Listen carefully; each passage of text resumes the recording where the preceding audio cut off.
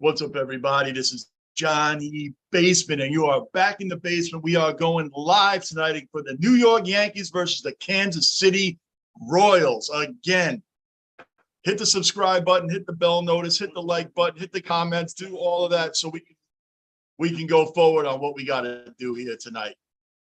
Hopefully this game tonight, we got Gerrity Cole going. Hopefully this game tonight is going to be way better than the snooze fest we had last night. That was one of the most boring games that we have had. And I got to admit, it's got to be better today. It's got to be better today. We had the bounce back game versus the Royals. It's a bounce back series, man. We should really dominate this series. We really should. Yesterday was just an absolute joke. Absolute joke, disgrace to be going against the Royals, man, for 8 in the third inning before we even get another hit. Like, that was our second hit. Judge's home run was our second hit of the game. How ridiculous was that? Absolutely ridiculous that we had to sit there and wait through that whole snooze fest. And Brady Singer, guy was out there pitching better than Max Scherzer. He's not Max Scherzer. I'm just saying he was pitching better than Max Scherzer. Like, he one-hit our team. How flat could we be out there?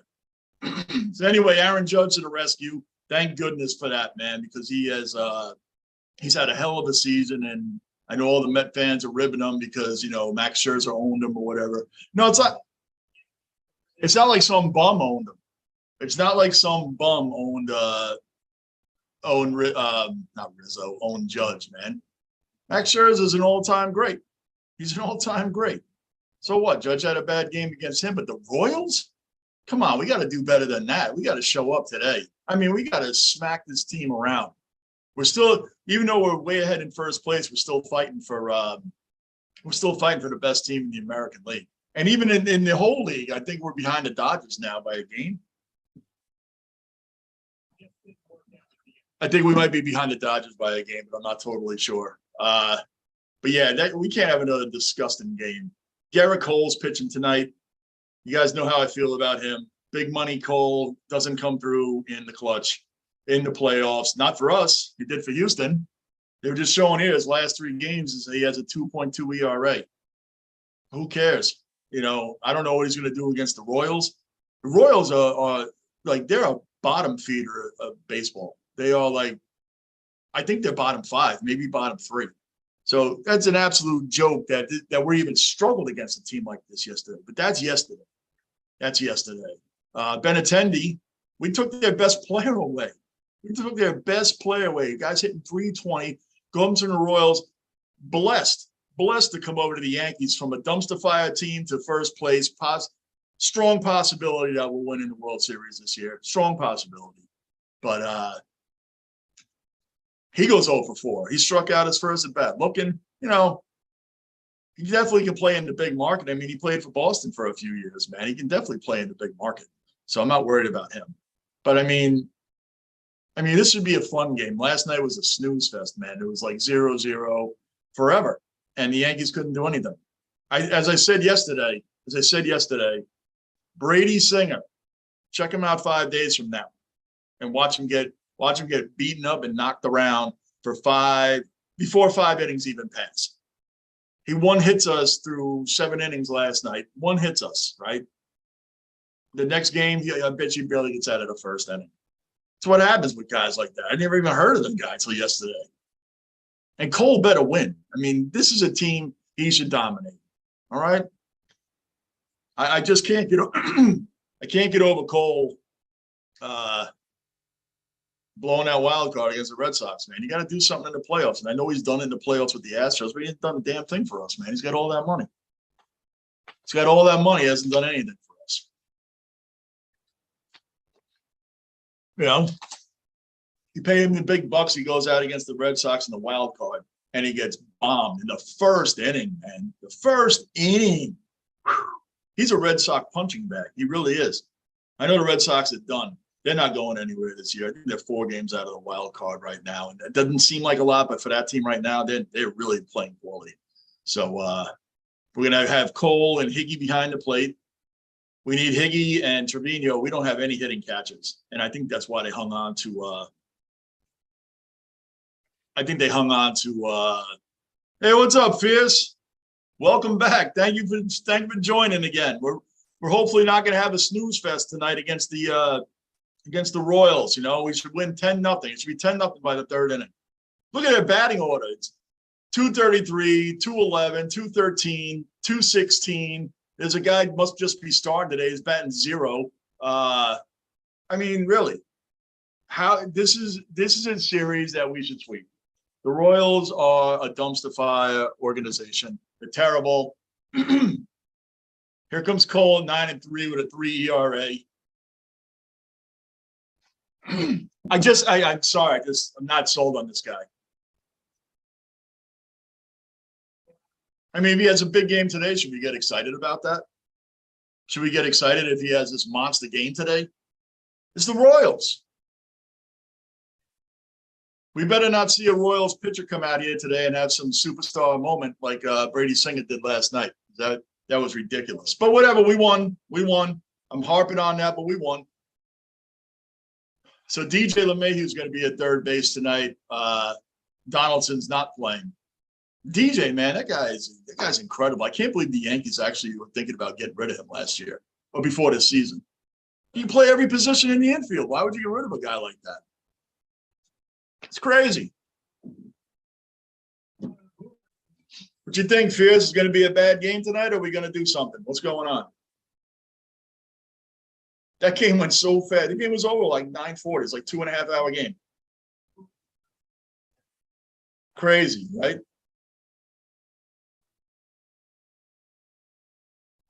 Let's go, let's go, let's go. We're getting this thing rolling right now.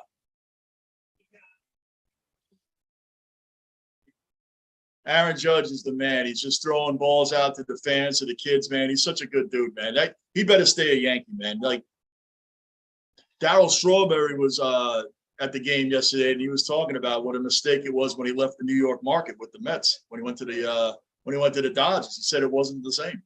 Just the fierceness, the battles, the roar, the crowd, all of it just wasn't the same. Until he came back. I think he went to the Giants, and then he came back to New York after that. You know? So it's awesome,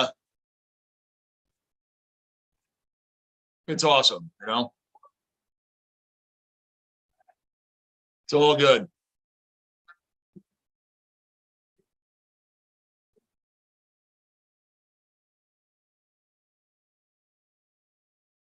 I did something here. I lost my chat.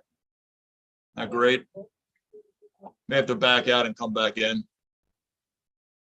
I'm a tech dummy, so I hit one thing and everything goes bad. It's funny. But anyway, we'll see what's going on here today. The Yankees have they're still battling. They're still fighting for position. They're still oh, there we go. We're back. Holy crap, what a catch by Judge, man. Wow.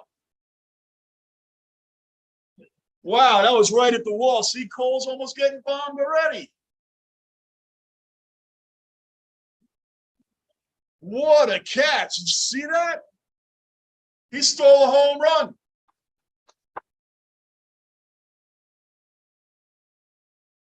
Wow. You better not let this guy go, man. What a catch. Look at it. His arm is extended over the wall up to his elbow. All the way over the wall to his elbow. He stole that home run. On the flip side of that, Gerrity Cole, I mean, leadoff hitter. He almost gives up a bomb. Come on. You stand this dude, man. Nestor Cortez is by far the better pitcher than Cole is this year.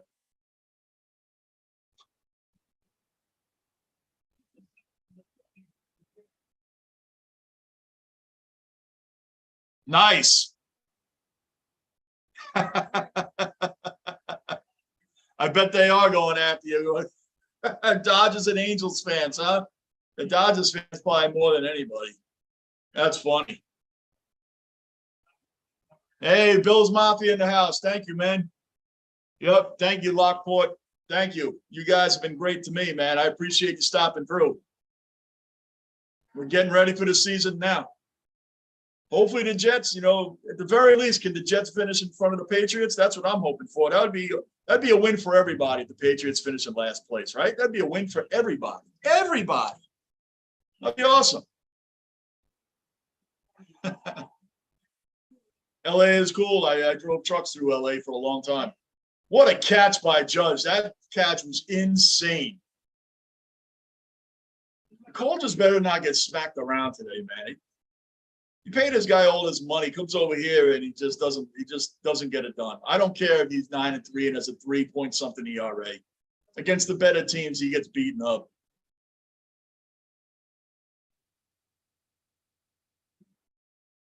And that should do it. All right, we got out of the end. Let's go. Yankees, let's just get some runs. Let's have some fun tonight. Let's beat them down and not go through a one-hitting snooze fest like we did yesterday. Oh, that game was dreadful to sit here and do that yesterday, but you guys helped me through it. You guys all helped me through it.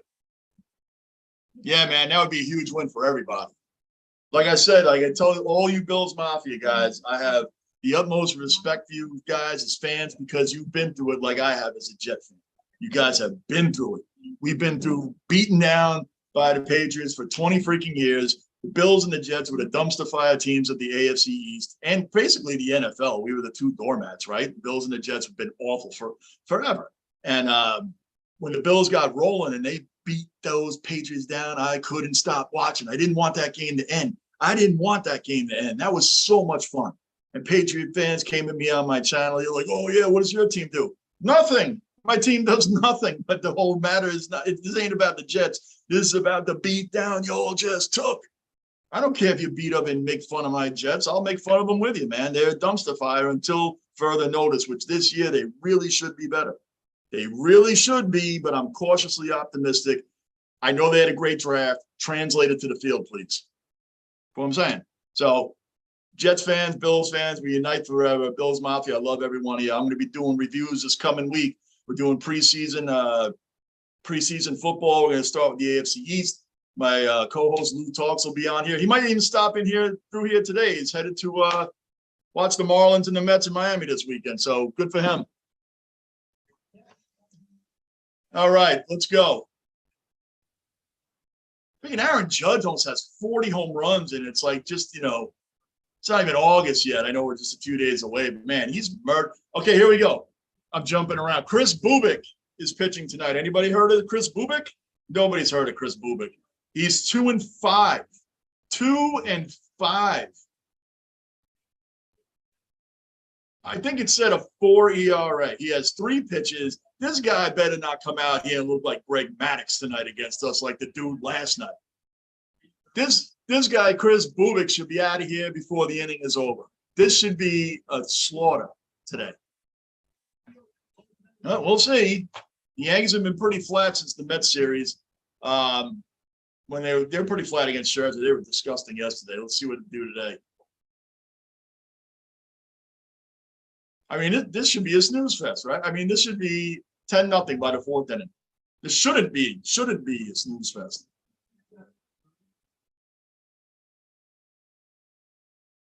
The Bills fans are always welcome on my channel, Fierce. Always. They're always welcome on my channel. You guys, a lot of you guys subscribe. Trying to get to Buffalo to hang out with y'all. I want to see the Bills Mafia stuff live. I'm trying to get Lou, my co-host, to go with me. A lot of Bills Mafia is offering for me to come up there and hang out at some of these tailgates. My man Daniel, Miller Time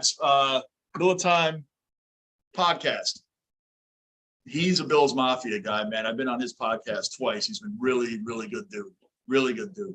By the way, guys, the Sports Cave, sportscave.net.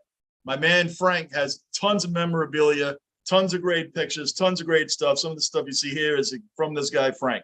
He's a really good dude. Go to the sportscave.net. It's located at the Deptford Mall. Please, man, he's a really, really good guy. Get you whatever you want when it comes to sports memorabilia. And that's about as great as a commercial I can do. But he's a really good dude, for real. He's a nice guy. So it would be amazing. I make it up to Ralph, man. I really, really want to.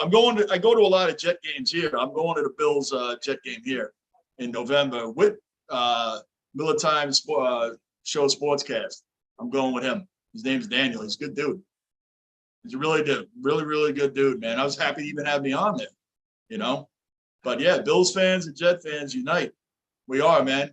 I feel for you guys. If you guys have remained fans of the Buffalo Bills for as long as you have, I am happy for you guys that your team is finally coming through and kicking ass. Really, I really am happy for you guys. It feels great that one of our teams has moved forward. I hate the Dolphins. I hate the Patriots more. I will never go for the Dolphins or the Patriots in any scenario. Just won't. If the Dolphins play the Patriots, I don't even want to see it. I don't even want to see it. I don't care about either team. Hey, Rick.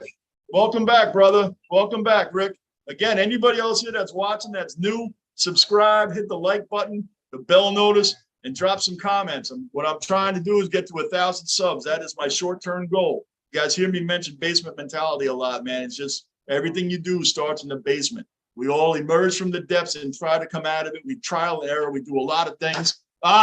He's out. We try to do a lot of things to improve ourselves and keep moving up. So basement mentality is just a fighter mentality, getting out of the basement. This channel started in the basement. We're more than halfway to 1,000 subs. Help me get there, people.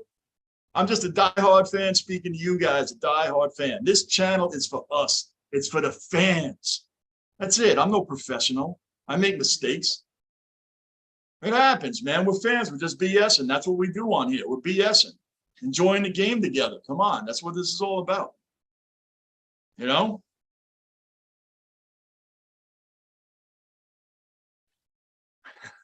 Who wins on November 6th? I'm getting called out already. Of course, I'm going to go with the Jets will beat the Bills on November 6th. Who believes that? Who believes that? Come on, let's bring it. Bring it. Who believes that? I don't even believe that. But I just want to see a competitive game. I want to see a competitive game. Honestly, if I was betting, I would bet on the Bills and wouldn't think twice about it. Zach Wilson has a team around him now. He has no excuses this year. He has no excuses. None. Zero. He has a line. He has receivers. He has running backs. The Jets defense is solid. I'm not worried about them. I just want to see the Jets be competitive. Just be competitive. I get angry at the Yankees, and they're in first place. You guys, a lot of you Bills fans have seen my channel with the Jet. You guys see me really get angry. I get angry at this first place team. Oh, Rizzo! Yes!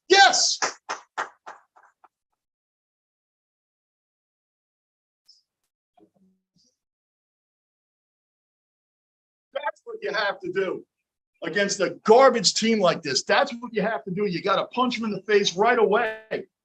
Let them believe like they did yesterday. You got to punch them in the face right away. Yeah, nobody believes that, Rock. I know. Listen, man, I'm a Jet fan. I'm being supportive. I mean, I'm going for him, but yeah, right. Nobody believes that. I don't even believe it. Like I said, if I was betting, that's what I'd do. But anyway, Anthony Rizzo just knocked the home run.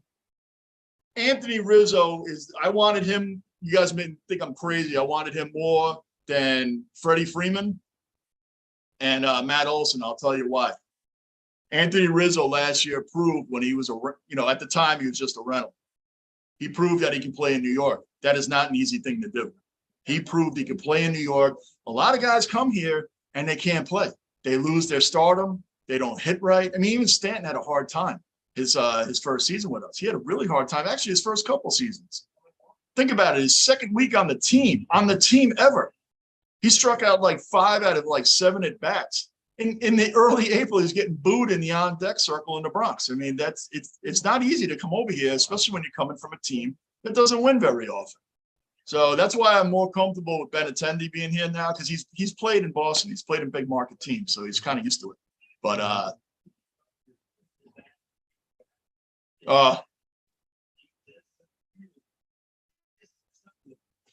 you know what, bro? Gallo's been gone before we got Benintendi. That dude is a mess. What a mess, man. That guy, what is he hitting? Like 161? Guy is awful, man. And he does all these motions at first base, at home plate. Does all these motions. He puts the back down, and he does a lot of this, and he does all this, all to strike out. He does 1,000 movements just to strike out. I mean, I don't understand what the guy is doing on the team to begin with. That's what you can hide a guy like that when you're on a team like this. You can just bury him in the lineup somewhere. But yeah, he's definitely gone, dude. How do you keep a guy like that? And who would want him? Who wants Gallo? Yankee Kyle, man. Good evening, brother. Good evening, man. Anybody new here, please subscribe, bell notice, like button, comment, do it all, man. We're trying to get to 1,000 subs. That's the short-term goal. Use the basement mentality, the fighter's attitude, man. That's what my Jets need, some basement mentality. But Anthony Rizzo, going back to that, playing pressure-filled baseball in a high market like New York, Boston, Philadelphia. You come from a team like the Marlins or the Pirates or the Royals outside of Benintendi, man. A lot of guys aren't used to this kind of pressure. Who knows? Freddie Freeman, yeah, he played under pressure in the World Series in Atlanta, but he came to New York. You don't know what he would have done here. He might have bombed. And when the guys start bombing, they start getting booed. Look at Trevor Story when he first went to the Red Sox. He was getting booed, man, right away. A lot of players can't do it. Anthony Rizzo is a proven commodity. Last half season that he was here, he did it. And he's that short porch and left right field. He was knocking it, man. He's a solid first baseman. I wanted Anthony Rizzo from day one, as crazy as it sounds. I just because he proved he could play in New York. Does that make sense? I think it does.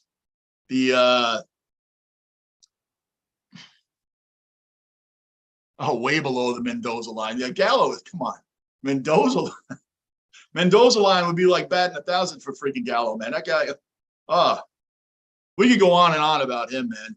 And Rick, you know, last night when we were watching, Rick was on here, Gunner was on here, and a few other regular people. That game was so boring last night. We were all just sitting here talking about everything short of volleyball. That's right, Rick? We were having a ball on here just talking about anything but that game.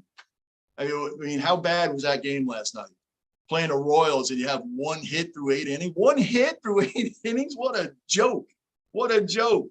But me, Rick, and a few Gunner, few other regular people on here, we just had a ball talking about everything else but that game. Like right now, the Yankees already have one hit. Right now, they didn't get a hit yesterday to the 4th inning against Brady Singer. Who is that? Again, mark my words, with 5 days from yesterday. So Brady Singer's next start. Please follow the Royals. And his next start, he's not going to make it out of the 2nd inning, but he one hit the Yankees. Stuff like that just bothers me. It just eats at me. It just does. I just don't get it. What do you guys think of Gerrity Cole? You really think this is the guy we can rely on in a big pressure-filled game? He hasn't proven it to me yet. I mean, I know what he did in Houston, but I'm talking about here. He hasn't done anything yet in big pressure games. Seriously. Right? He was a Red Sox punching bag, for instance. I know they're not a great team right now, but this guy in big games gets smacked around, big money Cole. I just can't, until he does it in the playoffs, I just can't get over that wild card game last year where you get all his money and you can't even last one freaking inning in a wild card game. 1 inning. The dude Singer last night did better than Cole did in that wild card game. He got beaten up, man. All he could do is say, "I got to pitch better." No kidding. Get all that money, man. You can't even win one. I mean, come on, one wild card game. What a joke.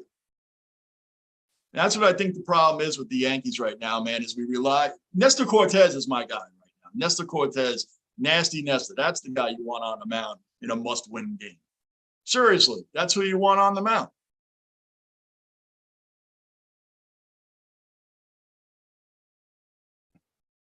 Fierce, and the Marlins give the Mets such a problem, right? They give you Mets such a problem. I don't know why, but they do. That's why Lou isn't here right now. Lou's on his way. Lou's actually going to be in Miami watching the Marlins. He said it the other night. He told you guys he's going to be watching the Marlins this week, the Marlins and the Mets. He's probably going to tune in here tonight or tomorrow. We're going to do SummerSlam tomorrow. We're doing SummerSlam, Brock versus Roman Reigns. We're going to be on here for that. We're doing everything here in the basement. We're bringing it all. We're bringing it all down here. But anyway, he may tune in. He'll be at the game tomorrow also. He's going to tune in from there. He's trying to come in tonight. I don't know. You figure him being a Met fan, he would have loved to jump in here and talk smack to all of us. But whatever, it's 2 games, right? I mean, we had Montgomery and Herman out there. They had Walker and Scherzer. It's 2 games. They got to worry about the Braves more than us right now, right? Yeah, I don't trust him in the playoffs either, Rick. I don't trust him in the playoffs. I just don't. Remember when he was on Houston? Remember when Gerrity Cole was on Houston? The game was over before it even started in the playoffs. Gerrity Cole was the guy they wanted over Verlander, right? He was the guy you wanted over Verlander. It's crazy, man. That's who they wanted. Here, it should have known it. The Yankees should have prepared better. The back of our order is a joke. You're the New York Yankees, and the 3, 4, and 5 pitches for us is shaky at best. Montgomery, Tyon, Herman, these guys might pitch one great game here or there, really shut the house down, regardless of who they're pitching against. And then they go out and they get bombed and knocked around and not. I don't get it. I don't get it. They're lucky to have the batting order that they have with the Yankees. I think these guys get saved. And Luis Severino, I love him. The guy is doing a phenomenal job this year. I know he's hurt right now, but the Yankees relied on a guy that hasn't been in the rotation in the last 2 years. In the last 2 years, the Yankees did not push anything to get anybody else, and they were going in with Gerrity Cole. Nestor Cortez has been a gift, but Severino, this is like our number 2 guy, right? So, well, he's probably number 3 now, but he's injured, and you're relying on this. This is how we come into a season. Now, that's all well and good when we're kicking ass right now, but what about when the playoffs come around? When the playoffs come around, these pitchers, it's going to become a problem. Especially the Astros bother me, man. The Astros, we played them 6 times, and we've only won 2. We've only won 2. We're 2-4. That's bad. I know regular season doesn't usually carry over in the playoffs, but that makes me very uncomfortable. The Astros make me uncomfortable.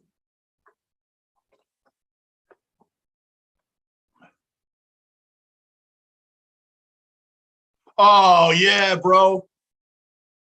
Yo, Lockport, man. Stop by tomorrow night. McAfee is that. He is doing, you got to admit, Pat McAfee's doing a great job with the wrestling, doing SmackDown on Friday night, he's doing great announcing. And him against Happy Corbin, that should be fun, man. And that's his former Colt teammate, right? They're both teammates from the Colts. That's going to be a lot of fun. I'm actually looking forward to that one, Lockport. Looking forward to that one.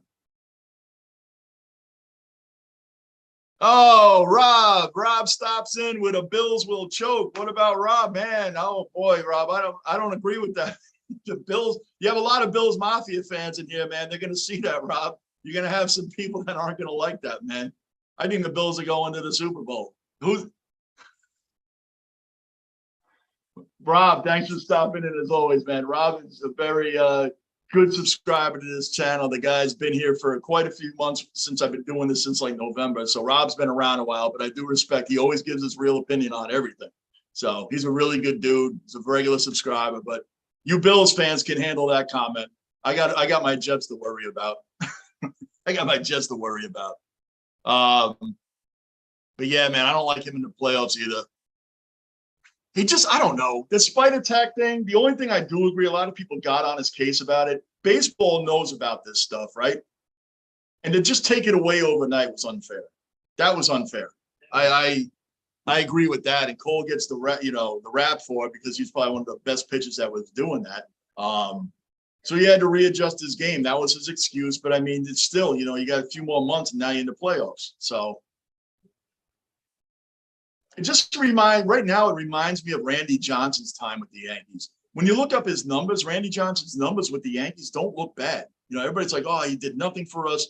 And it always felt like that. When you see Randy Johnson's numbers, you're like, wow, was he really? I mean, he looked like he did really well. One season was like 17-7 at a low ERA, decent strikeout amount, but those big games, Randy Johnson just didn't bring it for the Yankees like he did the Mariners, of course, and like he did the Diamondbacks. I know he was older, but he didn't have that big game pitcher feel anymore when he was with the Yankees. He just didn't. And that's what Cole feels like right now. He reminds me when Randy Johnson's here. Because Cole's numbers, when you see them, they're like, oh, he almost won the Cy Young. He was up for the Cy Young last year. Right? So Cole's numbers was they're always going to look good. Randy Johnson's numbers look good with the Yankees. So people be like, what do you mean? Look at these numbers. He did really well with the Yankees. But not in the big games. He didn't. He didn't. And Cole right now, it reminds me of the Randy Johnson signing. His numbers look good, but a lot of them are inflated. Like Cole tonight's probably going to rock the Royals. Probably is. He should. He better. You know, it's crazy. It is crazy. I don't understand. Who we got in here now? Hey, Rock.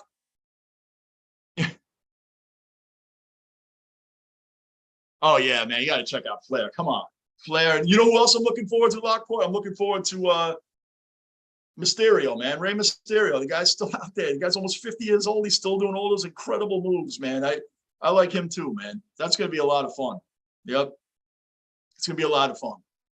It's we're going to see how that works out. Brock, what do you think about Brock and Roman, man? Who's taking that? That's going to be the one of the night. We're going to be on here for 3 hours. Lou's going to be in and out. He's going to be coming from the game. Probably the Mets are going to get beaten up by the Marlins, so he'll probably check in during stuff like that. It's going to be fun. It's going to be a lot of fun. Yep. Anyway, yeah, we got a tough schedule coming up. When the Mets play the Yankees again in the Bronx, I think it's going to be a different story.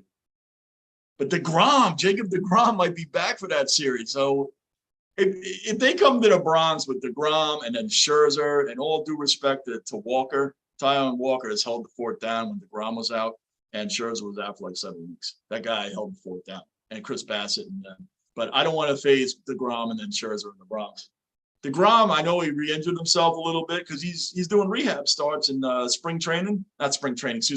rehab starts in AAA, and he's pitching like he's in the majors, man. He's like he re-stiffened his form, or he did something like that, man. Restrained something, and it's like, hey, man, you're not supposed to be throwing that hard. You're supposed to be warming back up. Oh, Donaldson is playing. He's the DH today. He just wasn't starting at third. Who knew? I was just looking at who was in the field. Like I said, man, you're in the basement. I don't know it all. I don't know it all. But yeah, we'll see what happens. I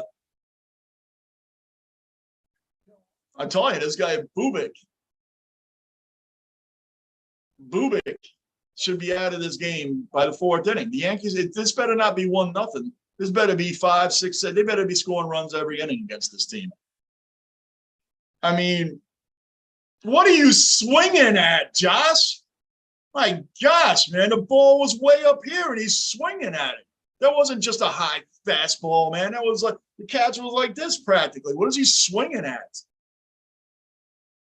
Not for nothing, but I really don't understand that Josh Donaldson signed to begin with. The guy's in his mid-30s. We already have DJ, man. He can play every day third base. We can play every day. Getting Glaber off shortstop was the greatest thing of all time. That dude was a disaster over there. He's better at second base, minus the error last night. But, well, Benintendi led off last night for the Yankees. Now he's batting sixth. After he went 0 for 4, and they moved him down to sixth in the order now. Let's see what he does tonight against his old team. He almost got hit. He went from 320 to 316. Yeah, ideally, Rick. That's right. Ideally.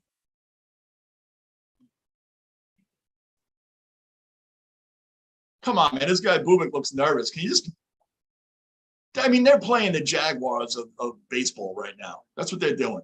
The Jaguars, the Bears, the Jets, take your pick. That's who the Yankees are playing right now. This should be a laugh. That's what I want. Even though we won yesterday, I didn't feel that great about it. I didn't feel that great that we had to find a way to win. All right, Benintendi walk. That's good. That's good.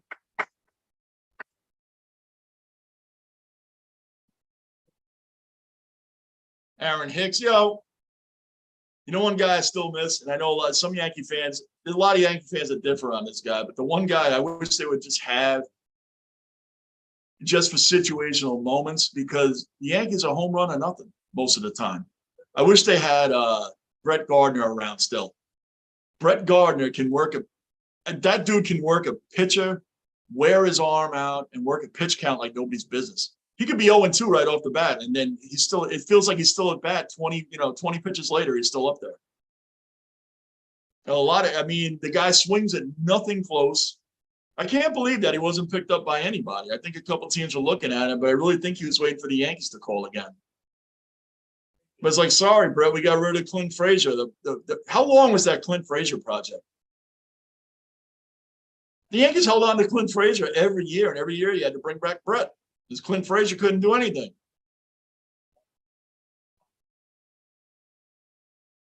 Yep. It's what he should do, Rick. He should work walks off a guy that's 2-5 with a 4 ERA. That's what he should do. Everybody should be getting hits. This game, I mean, I want the Yankees still have a lot to fight for here. The Yankees still have a lot to fight for. They're trying to win the best record in baseball and trying to win the best record in the American League. And I think they're a game or two behind the Dodgers right now. I'm not really sure where they are. They're above the Astros. I think right now it's Dodgers, Yankees, Astros, Mets for the best four in the in baseball. I'm pretty sure that's where we're at right now with that. So the Yankees still got stuff to fight for, man. So we can't. This should be a 4-game sweep. We can't. There's no excuses here. 4-game sweep is what we're looking for, man. Anybody new here? Subscribe, like, comment, bell notice. All 4, please, please. Trying to get to 1,000. Thank you. Diehard fans, speaking to you guys. Diehard fans. That's it. This channel is for the fans. Speaking like fans, not professionals.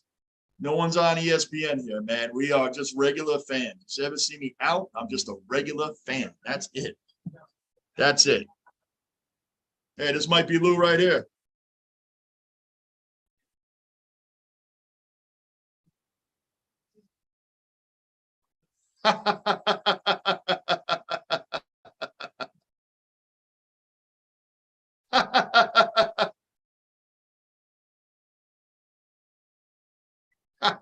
I didn't even pick up on that.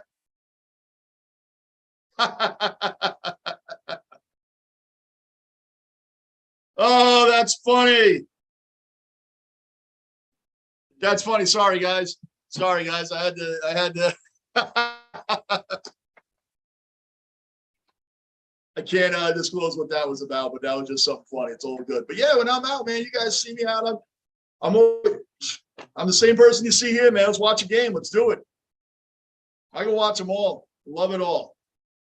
Yankees, Jets, Knicks, Rangers, and WWE. It's all good stuff, man. It's all sports brings everybody together. Everybody comes together watching games, man. Even when you just have fun rivalries, don't get in fights. I don't understand the fights.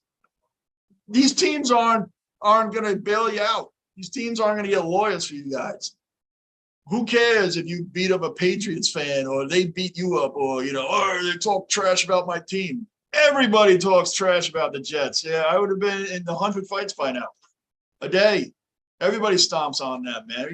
The Jets don't pay me. Do that. Have fun with the sports. Sports brings people together, man. It makes you forget about your day. It makes you forget about anything you may have going on in life, no matter what it may be, man. Sports can make that go away for the few hours that we have it. You got to have fun with this stuff, guys. This is just fun. You see, I saw, did you guys see the Ranger fan that knocked out that Lightning fan? Knocked them out at Madison Square Garden. Like, for what? Because the Rangers lost? I didn't want him to lose either, man, but he turned around and just sucker punched this dude, man. Now he had to go to court. He got arrested. Guy's suing him now. It's a whole big thing, man. The guy looked like he laid him out. Like I thought he was dead. And for what? For the Rangers? I think the Rangers are like, wow, what is a super fan? Wow, man, he knocked out that Lightning fan. Wow, what a great guy, man. We love him. Makes no sense. That has never made any sense to me at all. None.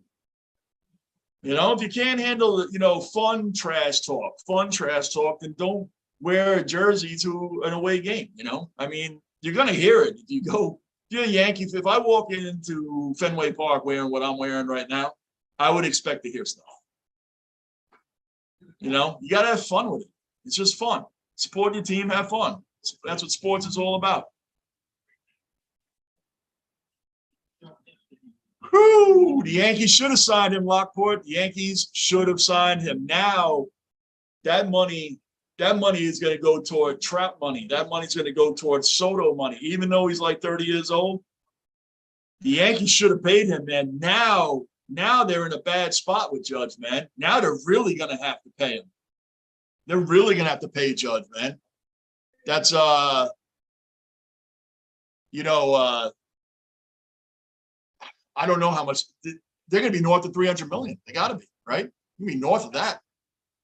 They should have paid him at the start of the year. Why would you not pay him? It's the same thing. It doesn't make any sense. How do you not pay Aaron Judge?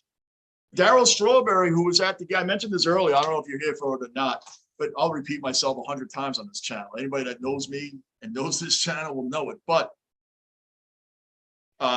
Aaron Judge should have been settled before the year started.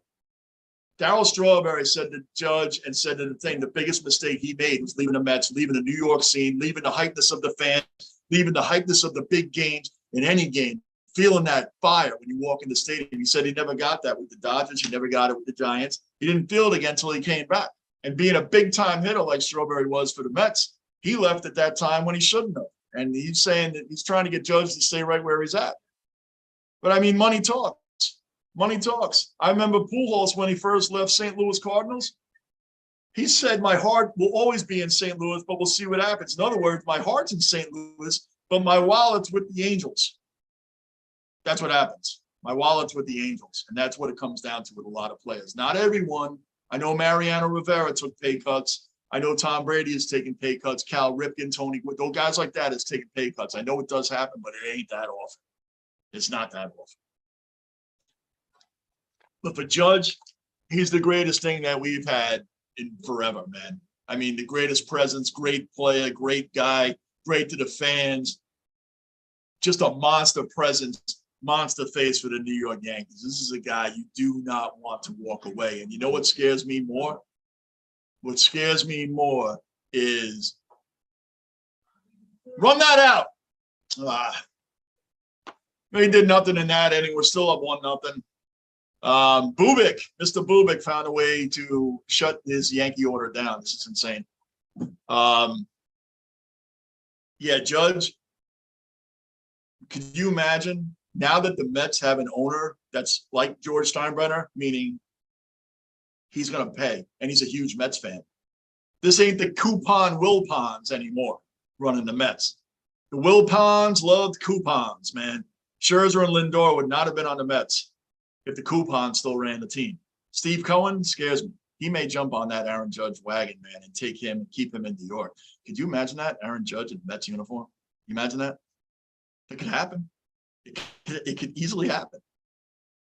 And now the Yankees, Cashman, I don't understand a lot of these moves that the Yankees make. I just don't. Yeah, the boss is rolling in his grave right now. Yeah, Rick, I've heard that Darryl Strawberry is a real fan-friendly guy. That guy's been to hell and back, man. You got to respect the moves and the changes that guy made in his life. What a story. If you guys want to see a great documentary, maybe you've already seen it. Have you ever seen the documentary, the 30 for 30, Doc and Darryl?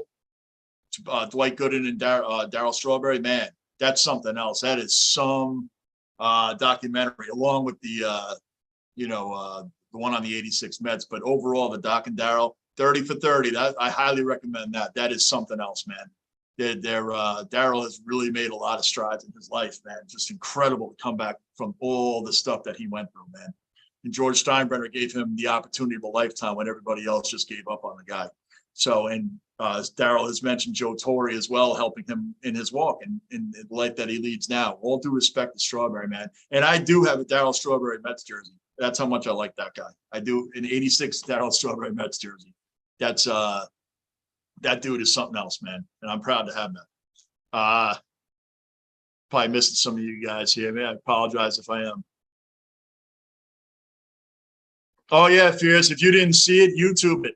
YouTube the punch that this Ranger fan did, this jackass. YouTube it.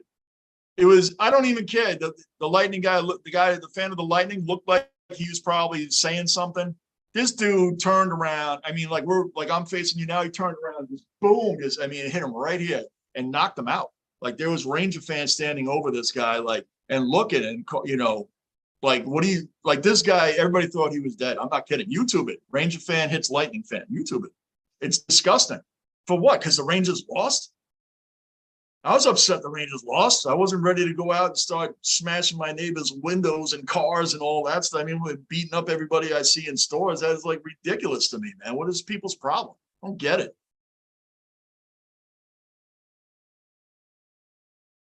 Yeah, Rick, you know what's funny about Steve Cohen and a lot of now I grew up in a Mets household, so I'm not going to sit here and say I hate the Mets. I don't hate the Mets. You guys have probably seen me do reviews for Met games. I do some. In honor of my father, he was a diehard Met fan, and he still took me. He grew up a Brooklyn Dodger fan. He still took me. He hated the Yankees, and I guess from back then, the Yankees dominated Brooklyn Dodgers anyway, all the time. He still took me to Yankee games, man. And that was really cool because I was a big Dave Winfield fan growing up. That guy, he's still my favorite Yankee to this day, Dave Winfield, and he still took me to those games. So the Met fans over the years that I've known, they all Steinbrenner, he buys all his teams, he buys all his players. It's BS, man. It's bad for the league. Those same Met fans are loving Steve Cohen. They're loving him now. It's like, hey guys, you guys buying players. What happened to all this speech you guys were telling me for years? What's going on with that? Oh, we all love him now. Oh, Steve, but he's not kind of like Steinbrenner. Yeah, he is. He got out. He got Scherzer. He went out and got Lindor. He gets players, man. He's not like him. He even got Javi Baez last year for the rental for half the season. They love it now. You know, it's kind of funny. They love it when he's working for your team. Then everybody loves it. So Steinbrenner was a great owner. When you really think about those Yankee teams, that one World Series, really think of the big names that we had on these teams. What big signings did we have that all Hall of Famers? Scott Brocious? Was that a Hall of Fame guy? Charlie Hayes, 96 Yankees. Throw it, man.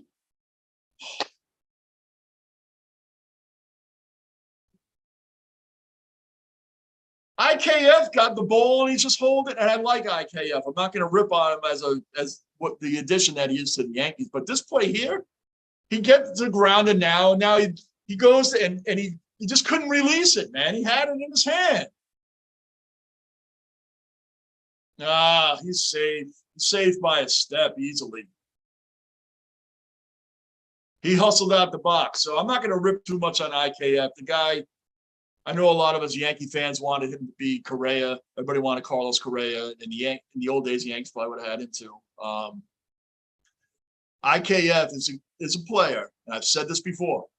IKF is a player that came to the Yankees, and he really took advantage of the opportunity he has here. He came from the Texas Rangers, and he's like, now you're in New York. You're in the big spotlight. You don't have the superstardom pressure that you like Stanton would have had coming here, right? So he's done more with his opportunity than Joey Gallo ever has. IKF hustles out the box. He hits a grounder. Perfect example was the one when he hit that, wasn't that hard of a grounder to against the Mets. And Lugo ran off the mound, right? Lugo runs off the mound. I went to Jeff McNeil. It was, routine grounder. And IKF is just hauling out the box, man. Lugo even took a side look like he had to start actually running. Lugo actually had to start running to cover first base. I mean, not McNeil, Alonso. Alonso got the ball. And Lugo couldn't. It's like all of a sudden he had to really start running. Like, holy crap, this guy's actually trying to make it. And he beat him by like half a step. If you guys saw it, he beat him. I respect that, man. You should be hustling on every play. And IKF does it, man. He's a great shortstop for us. He's been doing really well defensively. He's hitting well. He's getting the RBIs. He doesn't have any home runs, but that's not what he was brought for. He was brought to make up for that train wreck of a project keeping Torres at shortstop, right? Gleyber Torres and the Yankees, when they have a project, here's my problem with another problem I have with these are my first place problems. Wait till Jet season. These are my first place problems when I'm a fan of a first place team. The Yankees will hold on to projects forever. Greg Bird, how many years did we wait for Greg Bird to become something? And then when they finally got rid of people, like, oh, that's a mistake. Where's Greg Bird now? Who knows? The Yankees held on to him forever. Clint Frazier, man. Brett Gardner got a stay of execution like 3 or 4 times. Every year was his last year, like 3 or 4 times. We held on to that guy too long. And my classic, and everybody Yankee fan knows it, the classic is Gary Sanchez. How long did we hold on to that guy? That guy was the worst behind the plate, the worst defensive catcher the Yankees may have ever had. He's arguably the worst defensive catcher the Yankees have ever had. Higashiyaka is far better. Higgy is far better defensively than Gary. And the guy can't hit at all. We all know that. But he's not here to hit. Lee Trevino's a better hitter. He's hitting a little over the Mendoza line. But Higgy is by far the better defensive catcher. By far. Even when Cole came over here, right away, he's like, I want Higgy as my catcher. Gary Sanchez, and then you hold on to him 2 extra years, and the guy wasn't even hitting these home runs anymore. It's like they were waiting for him to wake up. The Yankees hold on to projects for too long. Too long. Remember Jabba Chamberlain? That's another classic guy that we held on to. Just about to get rid of him. Oh, but he pitched so well this day. And then he gets shellacked and knocked around for the next few starts. Then you put him in the bullpen. Then you that's another critique I have of this team. They hold on to guys too long. Oh yeah, Fierce. Aaron Judge, man. If he went to the Mets, that would hit hard. That would hit really hard. Oh man, that would sting. No doubt. No doubt. Yeah, crazy. Rick. Yeah, Rick. It was sickening that the Rangers did. The fan did that. It is sickening. It is. Like I said, YouTube it. There's no excuse for that. And fans that do this stuff, there's families that save money and go to these games to have a good time. And you guys can't go out and just sports trash talk each other and just have fun with it. I do it, and I take it when people do it to me. I take it. Like I said, I'm a Jets fan. I'm a Knicks fan. I'm a Knicks fan. Can you imagine that the Jets have done better in the last 20 years than the Knicks have? That's really bad. That's really bad. James Dolan has made Woody Johnson look like a genius. James Dolan, the owner of the Knicks, has made Woody Johnson, the owner of the Jets, look like Robert Kraft. That's really hard to do. That's really hard to do. That's really, you think, let that sink in. By the way, for you all that didn't know, James Dolan is also the owner of the New York Rangers. A lot of people don't know that. But he doesn't bother with the Rangers like he does with the Knicks. It's really weird. This man right here, Charles Oakley, is banned from Madison Square Garden. All right? James Dolan has thrown him out of the stadium during a game, threw him out of the Garden. Charles Oakley is a Knicks legend. It's one of the greatest Knicks to play. Guy can't even go in the Garden now. Can't even go. Worst owner in sports. Can't name me a better one or a worse one. You can name me a better one easily. I just did. Woody Johnson. That's really bad. James Dolan is the worst owner in sports. You ban a legend like this man. Ban Charles Oakley from Madison Square Garden. That is shameful and disgraceful. Disgraceful. No, Lockport. I've recorded all the captain. I've recorded them all. When I'm done doing this on here and I prepare for tomorrow and stuff, I'm wiped out. I can't pay attention to it. I set them up to watch after this. I'll probably be watching them on I think Sunday. I'm going to spend part of Sunday watching them. I won't be on here at all Sunday. I'll be on here again for tomorrow night for SummerSlam, but I won't be on here Sunday. As of now, I won't be.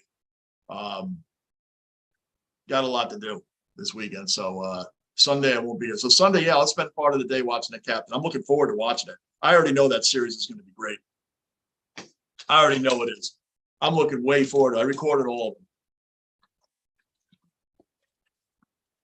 You guys worried about the Astros? Seriously, we get to the playoffs. You guys worried about the Astros? Whew, I got to walk around a little bit. Isn't that the team that scares everybody? They just seem to just keep doing it. We can call them, whatever you want to call them. There's only like 3 players left on that team from the cheating team, and they still seem to do it. That's another situation, right? Dusty Baker. Dusty Baker, you get a manager that knows how to handle situations. Guy's been around for 5,000 years, man. And look what he's done with that team. Right? The team is still one of the best teams in baseball. He's deflected all the nonsense and all the media and all the booing and all the everything, and they've come through it all. Altuve, Bregman, we all know they're great players. They cheated. We all know. They're great players. And Dusty Baker, has managed an incredible team. It's kind of like Buck Showalter taking over the Mets. These are guys, managers that have never won a World Series, but they're the greatest managers in the game. They're managers that you want to hold the fort down. They're managers that know what to do. I would take either one of them over Aaron Boone in a freaking heartbeat. Aaron Boone is a yes man. Joe Girardi should still be here. I would take Dusty Baker and Buck Showalter over Aaron Boone and wouldn't think twice about it. See, that's the other thing that Steve Cohen did for the Mets. He gets Aaron Boone. He gets Buck Showalter. The guy knows how to play the game. The guy knows how to manage the game. The guy has been around. That's what real ownership and GMs do. We fired Girardi, who has the great eye test. Guy knows the players, knows situations, bringing Aaron Boone so they can tell him what to do. Oh, I've beaten that horse to death every time I come on here. Every time. Yeah, Rick, why shouldn't they be afraid of the Astros? That's right. We lose them all the time in the playoffs, and we're 2-4 against them this season. And regular season, oh, come on. This is turning into yesterday right now, is it not? Rizzo hit the home run in the first inning, and here we are, still 1-0 against a pitcher that's 2-5. This is ridiculous, man. The Yankees are just dead right now. They're just flat. They're lucky they're playing the Royals because we'd be down 14-0 right now if we were playing against anybody else. It's really insane. This guy Bubic must be feeling incredible on the mound right now, man. Like, wow, I'm pitching against the Yankees, man. I'm shutting down. I play for the Royals. It's a joke. Wow, they're showing right now Bo Jackson. Remember that guy? Baseball, football. He was the ultimate two-way sport player, man. Ultimate two-sport player, Bo Jackson. Wow. And when you see it with the injury that hurt him, that ruined his career, it wasn't even that hard of a hit. He just got hit in his hip, man. And he got some rare blood disease. I don't know the whole story, but I know some weird stuff happened, man. And his career was over. Bo Jackson, it wasn't like Deion Sanders in baseball, right? I mean, Bo Jackson could play baseball, man. That dude, George Brett, on the documentary on Bo Jackson, watch that too. I think it's a 30 for 30 also. I mean, George Brett and those guys were like, dude, this guy came here, man. He was launching that ball. Like this wasn't just some fad. This guy could play. He could play, man.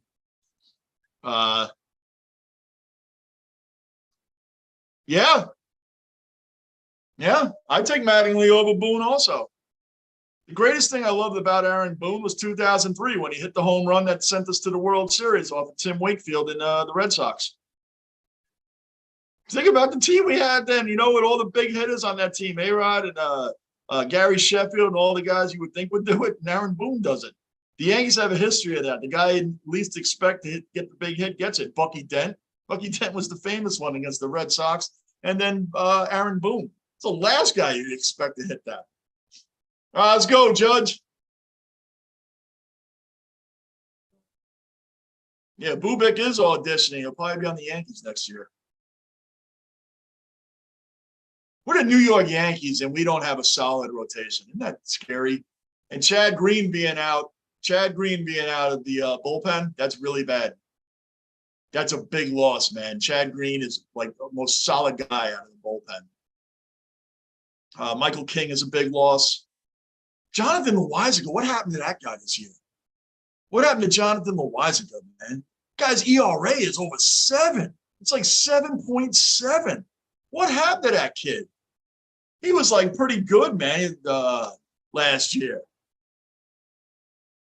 I mean, the guy still hits 100 miles an hour throwing, man, but it must be really flat.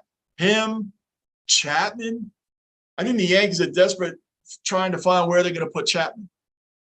Where are they going to put him? They're trying him in the 6th inning, it seems like a lot. They're trying him in the middle innings. They're floating him around. It's like they don't know what to do with him now.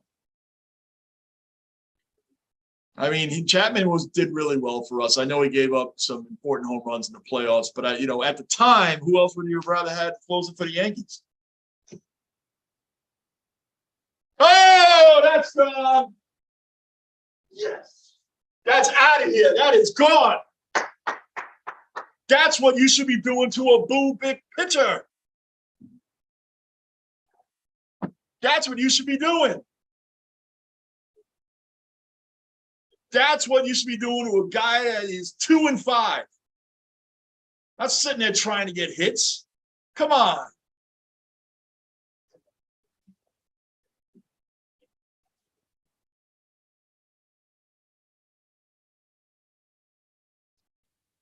I don't know who replaces John Sterling, man. Lockport, I have no idea. I have no idea. Who replace? Is Michael Kay going to go back to the booth? Maybe. I mean, join Waldman. I don't know who's going to replace Sterling. He's been around there. I mean, decades before I've been alive. I have no idea. That's a good question, man. I have no idea. So Aaron Judge hit his 40th home run. The next guy close to him is Kyle Schwarber, who has 32, which that was weird too. He was a rental for the Red Sox last year, and they just let him go. Why does it like? Why don't you sign that guy? You know who I'd like to see over here at third base? It would kill Red Sox fans if we turned around and traded for like Rafael Devers. I'd take him on this team in a minute. Rafael Devers is a great player. The thing with the Yankees right now that's going on, man, is I think the real reason the Yankees have had so many problems is that they're just a home run or nothing team. We don't have any. Think about the teams. Think about the teams that have been the top teams in the American League, including the Yankees the past few years.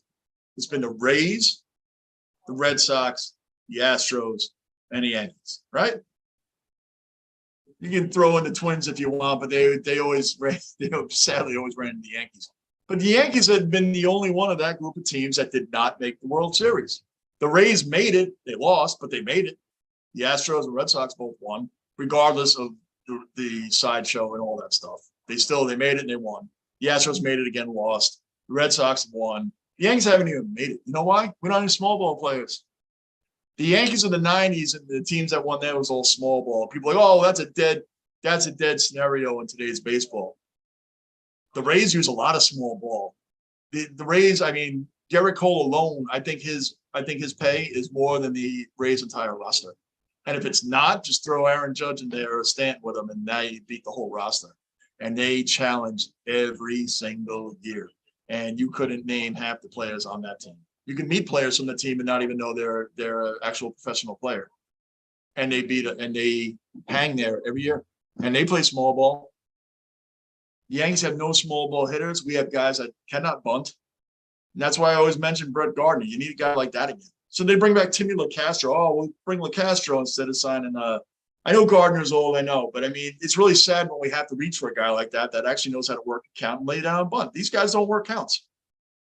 Yesterday, that game, right, Rick? That game yesterday, these guys, everybody's swinging at the first pitch. They're not even working counts. And I think that's the problem with the Yankees the past few years. They don't work counts. And as great as they're doing now, this could get exposed in the playoffs, man. And that's going to be a real problem. It's going to be a real problem. You know?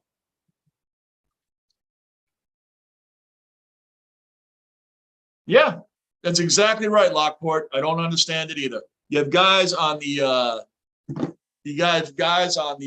you put the shift on, like Rizzo has done it a couple times. He has dropped a bunt down the third base line. That's how you killed the shift.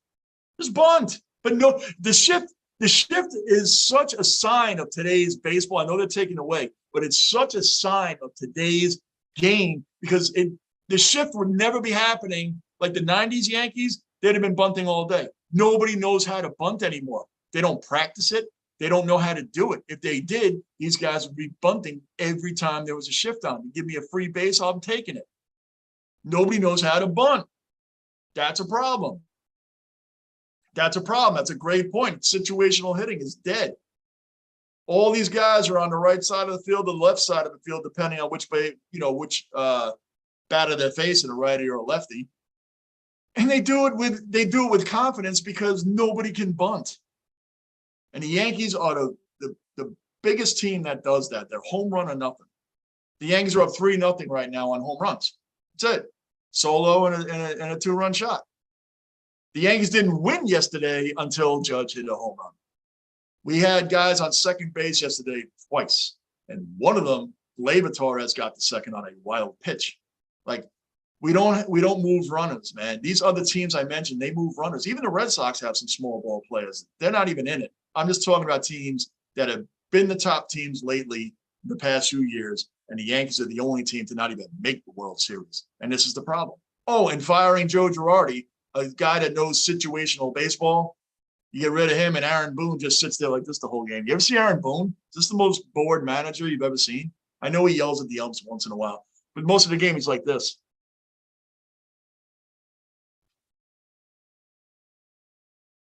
And that's Aaron Boone most of the game. It's like, hey, guy, man, why don't you do something here? Did Cole just give up a home run?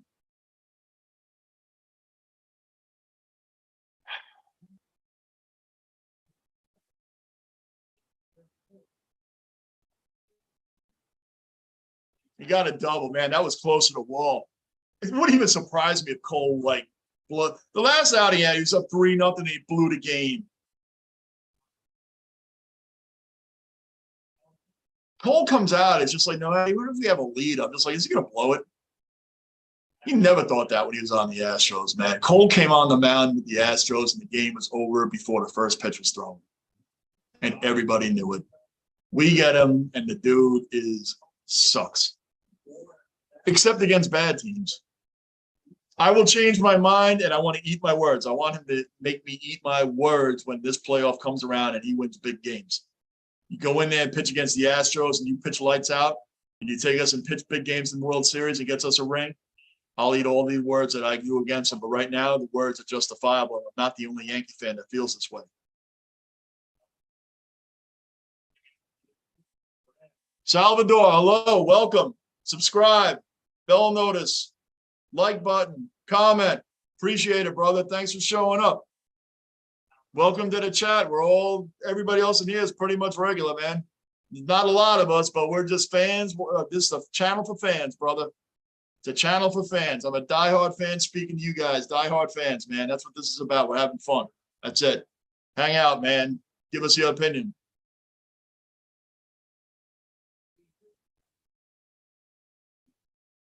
Yeah, I don't know, man. What'd you say? Lockport. Let me see what you got here. Analytics ruined me. Oh, man, don't get me started. Lockport, man, you're going to get me started, brother. Hitting more money, hitting 30 home runs, batting 250 than players, hitting 15 homers, and batting 300. Yeah, that's a really, really good point.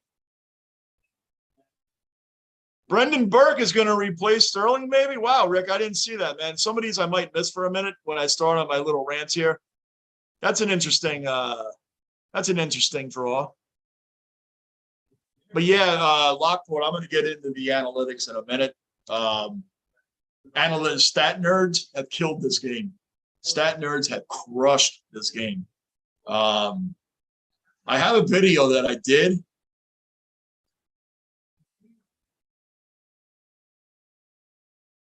I was looking at the game. Sorry, guys. Second base, 1 out.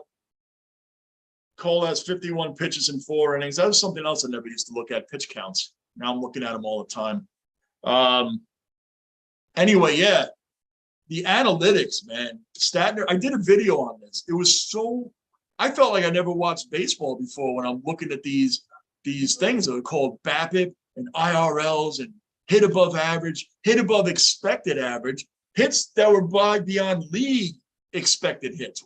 What is a league expected hit? Like, I really, if you guys watch me enough, whether I'm reviewing and send a review out or I'm doing something live, I usually go right off the top of my head with a lot of this stuff. I've been watching games for a very long time. I'm really good with my stuff. I'm not a pro. I don't know everything, but I'm pretty damn confident what I do know.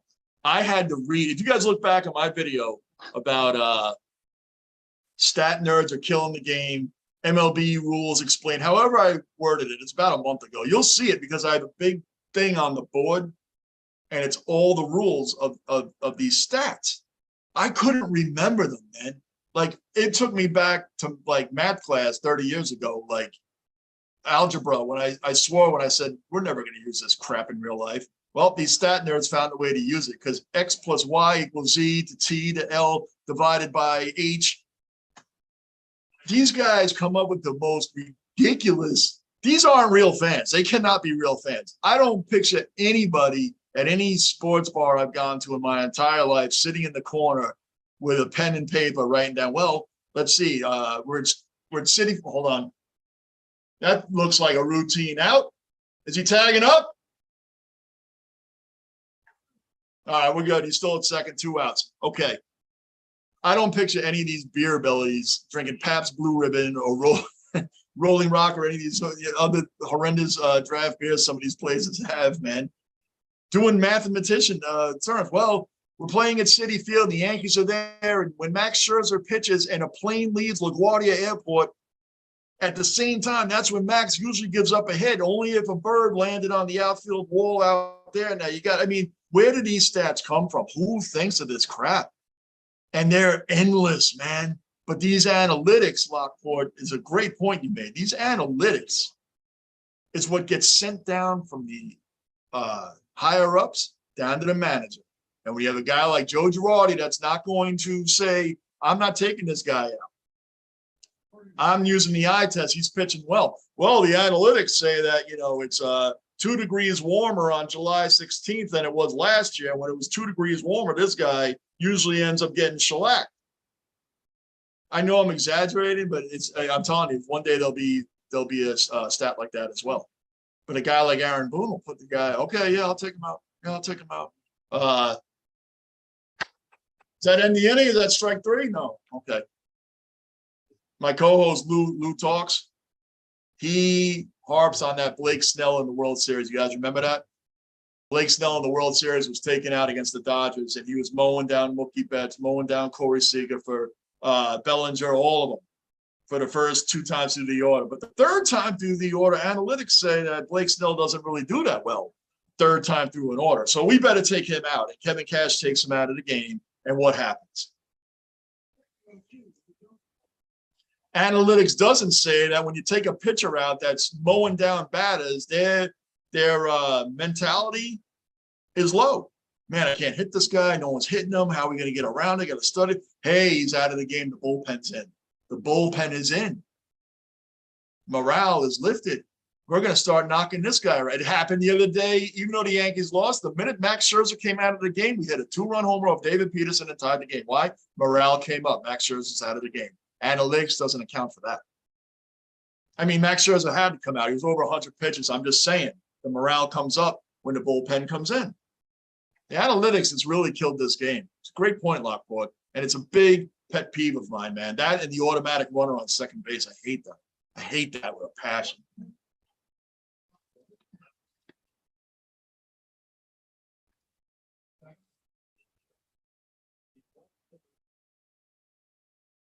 Yeah, Rick, they do have silly. I'm telling you, look at my video, man. I have some of it written down. I got to find it. But there's so many of these stats. If I on maybe one of these commercials, I'll find it, and it's really right here, probably somewhere in my notepad. But I want you guys to honestly tell me when I say these stats, if you can honestly say to yourself or to us here that you know what these stats are. Seriously. It's ridiculous. I think I do have them written down. Let me see. I want to see how much you guys know. I want to see how much you guys know here. I might have it written down. I might not. I wrote some down, then I just said, screw it. I can't do all this on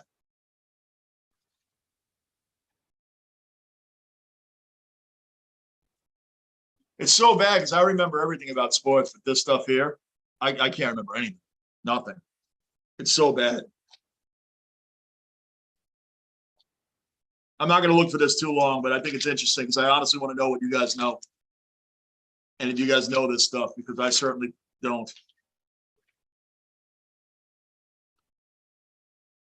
I think I did it straight. You guys can find the video. It's just like a month ago. You'll see me on it. It's something called Stat Nerds Have Ruined the Game. I labeled it something like that. And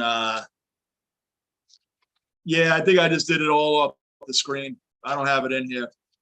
I wish I did. Yeah. Oh yeah, here we go. Here we go. I got it. I actually got it. Rick, you're from the younger generation. Yeah, man, I've been around, like I said, since Dave Winfield, man, came around. The Yankees got him. They went to the 81 World Series and lost in 6 to the Dodgers. And that's around the time when George Steinbrenner labeled Winfield Mr. May. Because he said he'd always get great hits in May and get none in October. It was really foul, man. The robot ump rumors, I don't like the robot ump. I like the human element to the game, Lockport. But anyway, guys, I'm going to rip some of these off. This is a commercial break right now. I want you guys to honestly tell me if you know, Mel, Johnny, come on, I know who that is. Be honest, and at least be honest with yourself. Ready? WOBA, W-O-B-A. This guy, what is a guy's WOBA? ISO, WPA. What's his WPA? How about the BABIP? B-A-B-I-P. What's that? W-R-A-A. When a hitter has a W-R-A-A, what is he doing really well or poorly in? The DVOA, D-V-O-A, DVOA. EPA. When a guy has an EPA, what is he doing?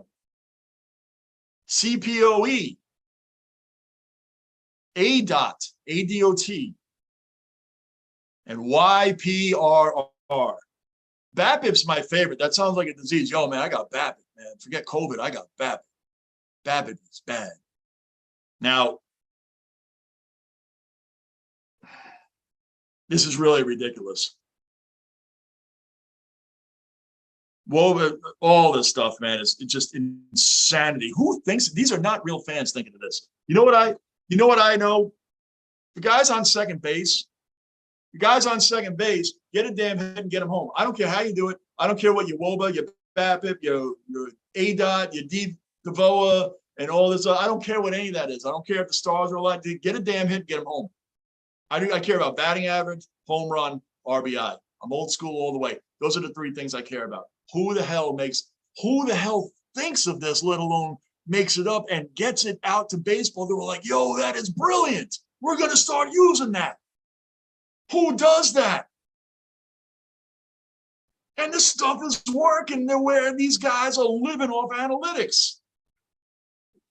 I hate it. Oh, Rick, we got, I know BABIP is batting average against balls in play. Very good, Rick. Very good, Rick. You got 1 out of 10, man. So very good. That's right, Lockport. We don't know what any of those are, but big ups to Rick, who figured out BABIP. And I had part of that written down. Rick, I actually had to look again. I pride myself on not looking at anything when I talk to you guys. If I'm wrong, I just say, hey, guys, I don't know, I'm wrong. I've done it. I've done it in videos. I don't edit anything. If I make a mistake on one of my highlight reels, I've admitted it on the reel and just kept it moving. I'm not trying out for ESPN. I'm not trying out for Fox Sports. I'm not trying out for MLB Network. I'm Johnny Basement, and I'm a freaking diehard fan, and I love the fans that are on here, and I love talking to fans because that's what this is all about. You ever meet me out there at a game or whatever, you're the same guy that you see now. I love freaking sports. I ain't auditioning for a damn thing. That crap there, I don't know that crap. I wonder how many professionals actually could sit there and tell you all that besides Tim Kirchin from ESPN. That guy is a baseball almanac. I would bet he would know every single one of those, what they do, how they're applied, and who made them. I guarantee he would. Outside of him, I don't know who else would know all this crap. You know? Okay, Rick, at least you admitted you don't know the others, man. I'm telling you, it blew my mind. Please, guys, go check that video out. You'll see it. I wear my glasses the entire time. And I was going to be the teacher of the class. And I'm telling you, I couldn't remember anything. It's like it was a nightmare. It reminded me of getting punished for my report cards when I was a kid because I did nothing in school. I did nothing. I didn't know what was going on at all times. I didn't care. I was a cross-country truck driver, and I moved refrigerators in the Bronx and Brooklyn, man. Those were like jobs I did after high school. So my brain was doing somersaults trying to read this stuff. When I was reading it, I'm like, wow, I don't even know game of baseball at all. This is what baseball is. But there's guys and teams that have paid people that are looking at this stuff and sending down messages to new managers like, and I mean the new era manager like an Aaron Boone. You think Buck Showalter or Dusty Baker is caring about someone's BABIP and WOBAs and DEVOAs and see, I got to look again and ADOTs and all that. Do you think they care? No. But they have earned the respect in the league that they can pull that off. But not the Yankees, no, because we have big egos that are up in that office. That Joe Girardi, you don't want to play the game. Get out. You're gone. We're going to bring in a yes man. Aaron Boone was a good analyst, and he had hit one of the most famous home runs for the Yankees. So I don't hate him. I just don't like him as a manager. That's just the way it is. Yeah, OBP and WHIP makes sense. I mean, that makes sense. But these other things like, hit above expected average, they have stuff like that in hockey, by the way, now. Goals, there's a goals against average and a goals against expected goals. We're meaning what another goalie might do. Igor Shesterkin is probably going to save stuff that somebody else isn't going to save. So his goals against expected saves, these things are getting ridiculous, man. It's getting ridiculous. I saw it once. I saw the stat during the playoffs. I'm like, what the hell is that? What is goals against expected goals or shots? Yeah, that's what it was. Goals against expected goals. There's some weird crap like that. It's like, I don't care what another goalie would do. You know why? Because he doesn't play for my team. I care what Igor is doing. And if he's saving them, that's what we're doing here. I do not care what somebody else is doing or wouldn't do on somebody else's team. All like they do here. Hey, that would have been a home run. They did a City Field. Hey, that would have been a home run at Yankee Stadium. Great. I wish we were playing there. But that doesn't matter because we're not there during that type of game. Who cares where it would have been a home run? It wasn't a home run here right now in the game we needed it to be. I don't know, ridiculous arguments. I don't get it. I don't get it. That's me. I'm just an old school guy, man. I just care about the basic stats. That stuff is, I stopped writing after a while. I just said, I'm going to do the video, and it's very rare for me to do a video and read off the screen. And I did it. I put a lot of work into it, guys. So please find the video. I made it funny as I could. It's Stat Nerds Have Ruined Baseball, MLB's Analytics Explained, something like, it's not that far back, man. It's like a month. Start watching some of it. Do me the favor. I put a lot of work into that. I really put a lot of work into that. And I had to read it. It's like an open book test. Because I'm telling you, I didn't know what was going on. I really didn't. I couldn't even memorize this stuff. That's today's baseball. This is today's sports, actually. Because they're getting weird stats like that. But baseball has always been the one sport that they take their stats very seriously. Very, very seriously. More than any other sport. They really do. You know?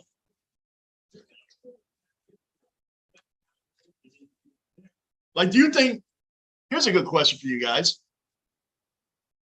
I love the eye test in sports, Rick. That's what I grew up on. That's what I love. And you say you're a part of the new generation, and you like that, man, because that's what it's about. And Joe Girardi, I stand up for that guy. He was a great manager. He really was. And he should have still been here. If you're going to get rid of him, then bring in Buck or Dusty Baker, one of those guys, because those guys are eye test managers.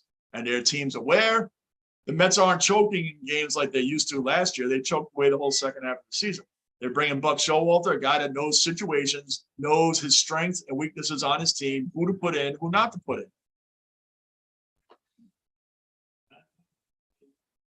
Yes, they did. Lockport, man. If you look at my Avi, the black jerseys the Jets have had now for like 2 or 3 years, but they have an all black helmet now with the green Jets across the side. Have you seen it? I mean, have you guys seen it in general? I have it as my Avi. When you see Johnny Basement, it's right there in the Avi. It doesn't have this mug anymore. I have the new Jet jersey and helmet.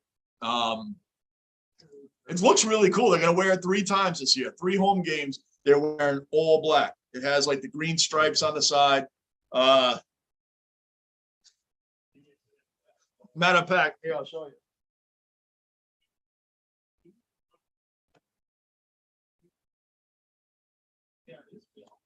This is the new Jets. Well, they've had it for a few years. Hey, I promote myself because you're in the basement. But yeah, this is the jersey. Now they have a helmet just like this, and it has the green Jets on the side. The same logo they have now in the regular.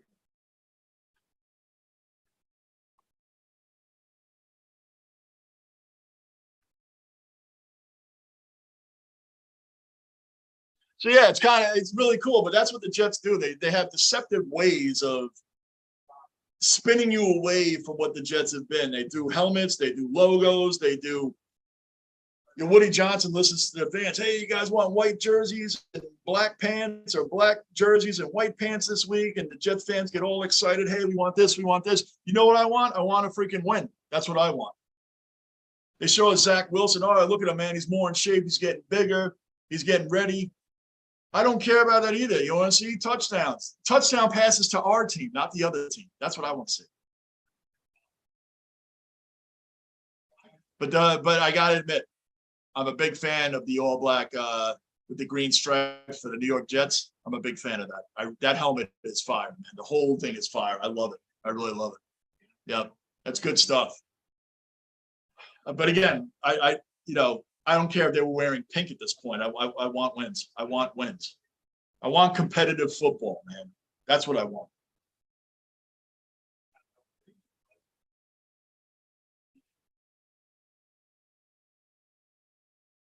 Yeah, that robo umpire, man. I don't like that. You guys like that? I don't like that. I like the human element, man, because think about this. Think about this, honestly. Let's say Nestor Cortez is pitching a tremendous game. And, the really good umpires, when a pitcher is pitching lights out, when they're painting the black, man, in the corners of that freaking strike zone, if they're this much off, they get the benefit of the doubt and they get that strike. That robo thing ain't giving the strike. And I'm not talking about way off the plate. I'm talking about legitimate hitting those corners. And when they're off just by a little bit, when you're throwing a great game, you're getting that strike. You're getting it. You're getting that call. That robo thing is not going to give you that. And I don't care if it's against us. I like the human element of the game. They do the replays. That's fine. I don't ever want to replay for balls and strikes. I don't ever want them to ever do that. The games will never end, and they're never going to get them right anyway. So please don't do the replays for that, but no robo stuff, Lockport. I don't want it. Do you guys like oh, come on, man. IKF just gave one it's 2 errors tonight. I don't know if they're counting his errors, man, but he should have had that one, man. And he couldn't get the ball out of his hand on the other one to throw to first, man. He's doing too much of that. And this time here, it was a hot shot, but I mean, come on, man. He should have played that hot. Isn't it great as fans? We couldn't do any of this stuff out there. We just get critique them as fans. Isn't that fun? I couldn't do any of this. I would swing at everything, and anything hit to me in the infield, I would get out of the way. So, but it's just fun as fans to critique these guys anyway.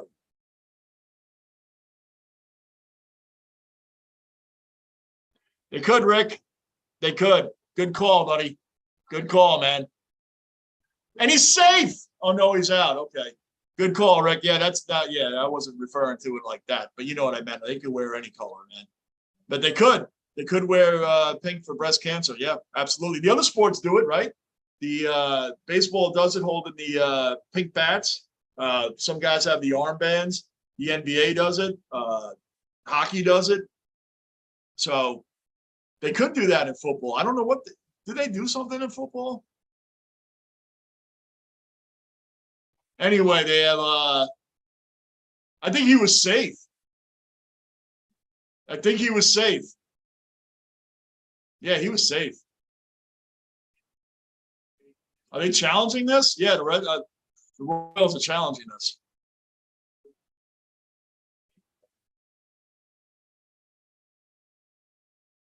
Yeah, this is we're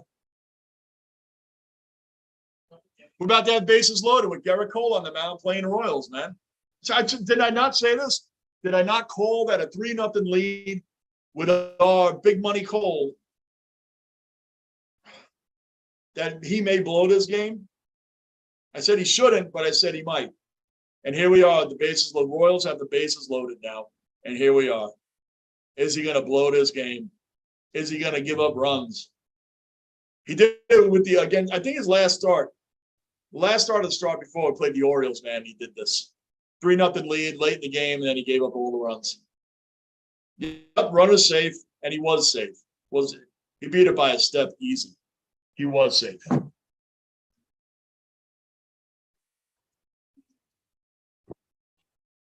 Good challenge. There's not no. All right, so now we got bases loaded, 2 outs. Big money Cole in a big situation. Is going to blow this. And not for nothing, Rizzo, they get the ball and they just kind of took their time throwing it over to Cole.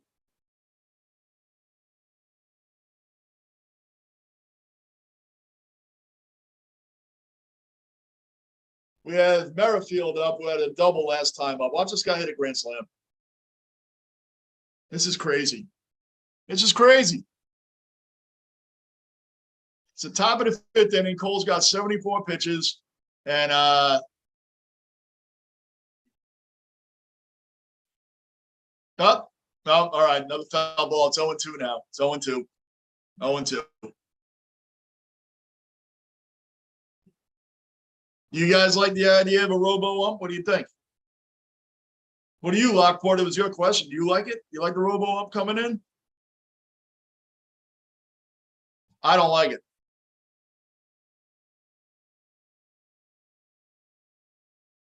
I do like the DH in the National League, though. That I do like. I do like that they finally did that. That extends guys' careers, and most pitchers can't hit anyway, and you don't want these guys getting hurt. But it did make the National League manager have a much harder job for situations than the American League manager. So, but I'm glad they finally got that, because guys like Nelson Cruz, these guys can still have a career. You know, he's DHing now for the Nationals, unless something happened, he got traded. I don't know.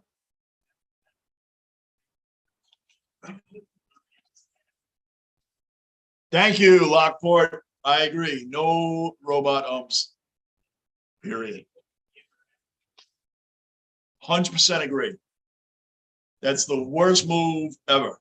And I get, just like I said, I don't even want to see replays for strikes or balls. I don't want to see that ever. And I'm glad they've stayed away from it. It hasn't really been much of a topic. I just fear that one of these years they're going to start doing that. Oh, there you go. Damn it, man.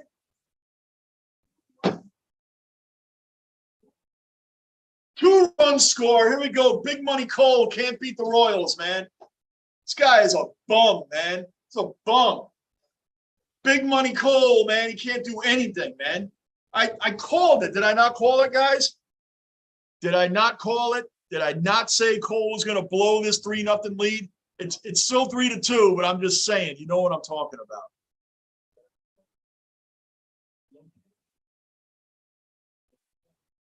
That's true too, Rick. Who's to say they can't malfunction, right? It's just awful, man. The stat nerds are going to want all that, man. It's please. Right now, we're watching Cole implode, which I knew was going to happen. I knew this was going to happen. This guy's a joke, man. This is what scares me about the I'm dropping my water bottles and getting all uptight. For you guys that haven't seen me do the Jets, remember, I'm getting uptight about first place problems. This is one of my first place teams, like them, the Rangers. I get uptight with that stuff. If y'all haven't seen me do the Jets, you can see my videos from last year with the Jets. Look up Pissed Off Jets Fan, anything like that. The Jets drive me insane. So these are my first place problems, the Rangers and the Yankees. And the Knicks too. The Knicks are another one. You got to be kidding me. That's not gone, is it? That's gone. Oh, come on. This guy sucks. This guy sucks. He sucks. He just gave him a 3-run bomb to Salvador Perez, man. Salvador Perez is a good hitter, man, but come on, man. It's 5-3 now. It's 3-0 at the beginning of this inning. What's he doing? Gerrity Cole sucks. The dude sucks. What is going on out there, man? And by the way, we only have 2 hits. 2. Gerrity Cole sucks. Freaking Royals, man. And by the way, this Bupik guy has a 2-hitter going against the Yankees. Yeah, they were both home runs, a solo and a 2-run shot, but it goes right back to what I was talking about. The Yankees have no other way of scoring runs except the home run. They don't do anything else. can't move runners, can't get regular hits. It's home run or nothing. And this is the problem when you have that. Guys like Royals are teeing off on us now. What a joke. He grooved one right to Salvador Perez, the one great hitter on the Royals. He's one of the better hitters in his career in the league, who's been buried on the Royals forever. And Cole just grooves one right to him, man. The minute he hit it, I knew it was gone. What a joke. This is disgusting. That's right, Rick. WTF, man. WTF. Goes right back to what I was talking about earlier with the Yankees and why they haven't made a World Series. And this is why right here. They have no way of moving runners around the base. The Royals got guys on base. They worked walks. They got hits, singles, and then boom, 3-run homer. And this is all with 2 outs, by the way. It was 3-0 with 2 outs. 2 outs. There's still 2 outs. It's 5-3.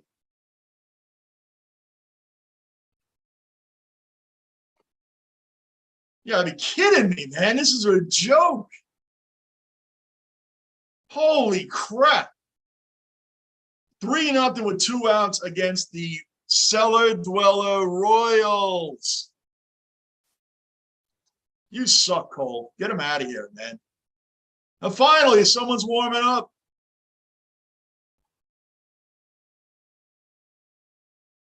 Yay! We got somebody out. We're out of the inning.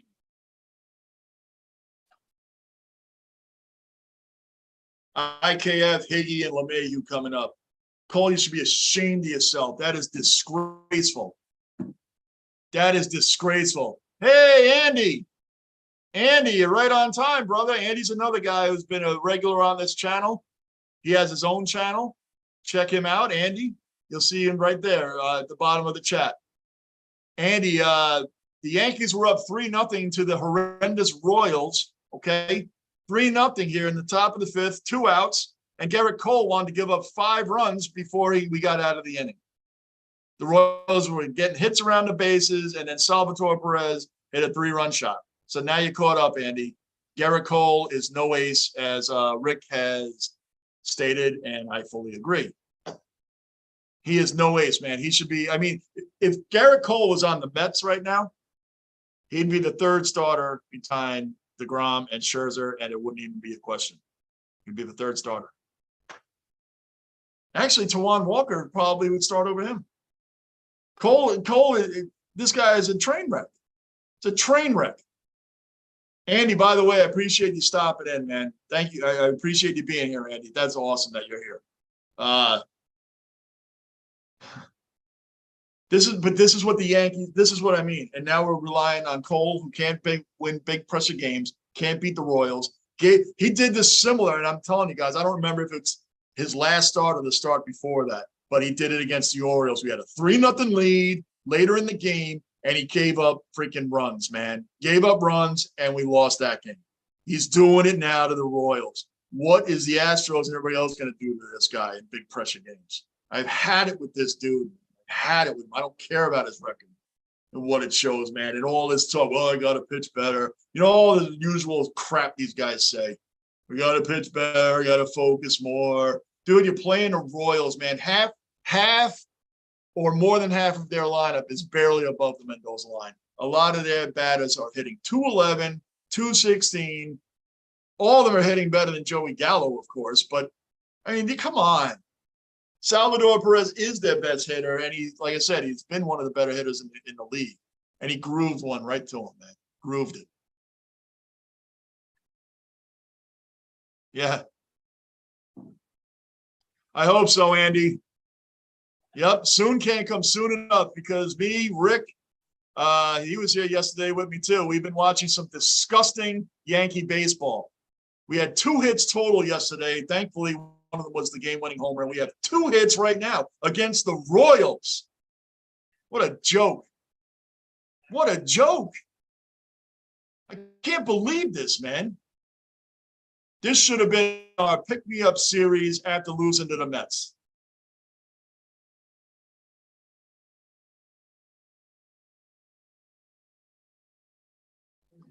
Andy had 2 championships last season. Oh, yeah, that's right. You're a Braves fan.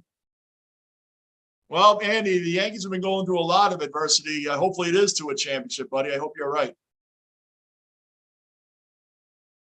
I hope you're right, man, because the Yankees go through adversity when they get the playoffs, and they don't seem to overcome that adversity.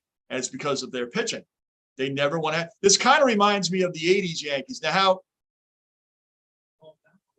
the 80s Yankees didn't have wild cards. So it's either you won the pennant or you didn't make the playoffs. Like Ricky Bobby, if you ain't first, you're last. And that's how it was in the 80s. But had they had wild cards and things, the 80s Yankees would have been very similar to this team. Hell of a batting order, no pitching. No pitching. You want to know how I know? A, because I saw it, and B, Andy Hawkins pitched for the Yankees in the 80s. He threw a no-hitter, and we lost 4-0. Threw a no-hitter, we lost 4-0. Look it up, Andy Hawkins, 4-0. 4-0, and he threw a no-hitter. How about that? Figure that one out. Figure that one out. But the Yankees' batting order had Gary Ward and Don Baylor, Dave Winfield, Ricky Henderson, Don Mattingly. We had some players on that team, man. We had some hitters on that team. No pitching. No pitching, man. Brian Fisher, and Bob Tewksbury, and Scott Sanderson, Bill Gullickson. Pascual Perez, he was supposed to be great from the Montreal Expos, and he was supposed to be a real great pitcher for us back then. But he had a lot of issues off the field, so he never really got to play too much. His brother Melito Perez was pretty good, but we never had the pitching. Just never had it until when we finally won the World Series. We got good, solid pitching, like bringing Jimmy Key over from the Toronto Blue Jays. That was amazing, solid pickup for the Yankees to do there. Jimmy Key. That's what I mean. The Yankees didn't buy all these Super Hall of Famers. They had players that were solid players, small ball guys. Mariano Duncan, second base, 96 Yankees. They brought him over from the Dodgers, man. Dude was a solid second baseman, not a Hall of Famer. Look at Bubic, man. 6 strikeout of the game, 2 hits. 2 hits. Now we got to watch Brady Singer next start, and we got to watch Bubic's next start next week, because these guys are going to get shellacked on their next start by anybody. It doesn't matter if they play the Diamondbacks. They're going to get crushed because the Yankees can't seem to hit these guys. So apparently we're facing John Smoltz and Greg Maddux. There you go, Andy. I said some old Braves guys just for you. The Royals pitchers right now, Andy, you probably never heard of them. You're a Braves fan, but you probably never heard of them. Brady Singer shut us down yesterday with 1 hit. And then today it was a 2-hitter by, I forget his first name, Bubic. They're pitching like John Smoltz and Greg Maddux. Those 2 guys couldn't pitch any better than these guys are doing right now. This is like a joke. This is the disgrace. Look, it's 3 up, 3 down. 3 up, 3 down. Absolutely incredible. This is incredible. 3 up, 3 down. 2 hits through 5. 2 hits through 5, guys, against this pathetic Royals team. Andy, yeah, the Yankees are in a tough patch right now, but when you come off losing to the Mets for 2 games, and that's more understandable than playing one of the bottom feeders of baseball. The Royals, anybody like that. The Royals, the Diamondbacks, the Oakland A's, teams like that.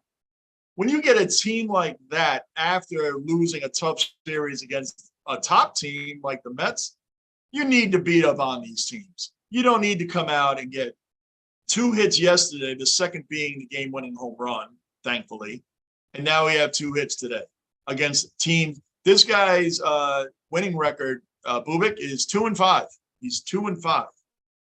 And he is lights out right now. Lights out. How do we answer a 5-run inning? We come out and do 3 up, 3 down. That's how we answer a 5-run inning. That's the Yankees ball right now. It's the Yankees ball right now. What a joke. I got to walk around. Man.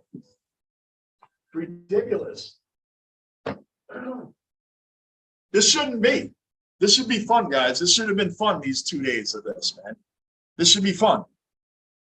We should be beating up on a cellar dweller team. We shouldn't be going through the challenges that we're facing right now. Can the Yankees pull this out? Thankfully, yes, probably can against a team like this. Will they? I don't know. But this is bad, and Gerrity Cole is a disgrace. Absolute disgrace. I'm assuming Nestor Cortez is going tomorrow. I'm assuming he's going tomorrow. Not totally sure, but even if he does go tomorrow, we're going to get hits. When is that going to start? When is that going to start, guys? Cole's still out there. He should be ashamed of himself. Should be absolutely ashamed of himself. What a joke. Guys, we are lucky that Lou, my co-host, is not here yesterday or today. He'd be riding. You know why he's not here? I mean, besides going to being at these Marlin games, you know why? Because he knows. And if you're watching, Lou, you know damn well that you can rip on us right now with this Royals, but you know you're not doing that because the Mets aren't always sure winners against the Marlins, and you know it. You know it. You know it. So I think that's why he's not getting on here. Anybody know if the Marlins are beating the Mets right now? Anybody know? You can check that out. We got to actually look at that. Maybe that's why he hasn't checked in. Let's look.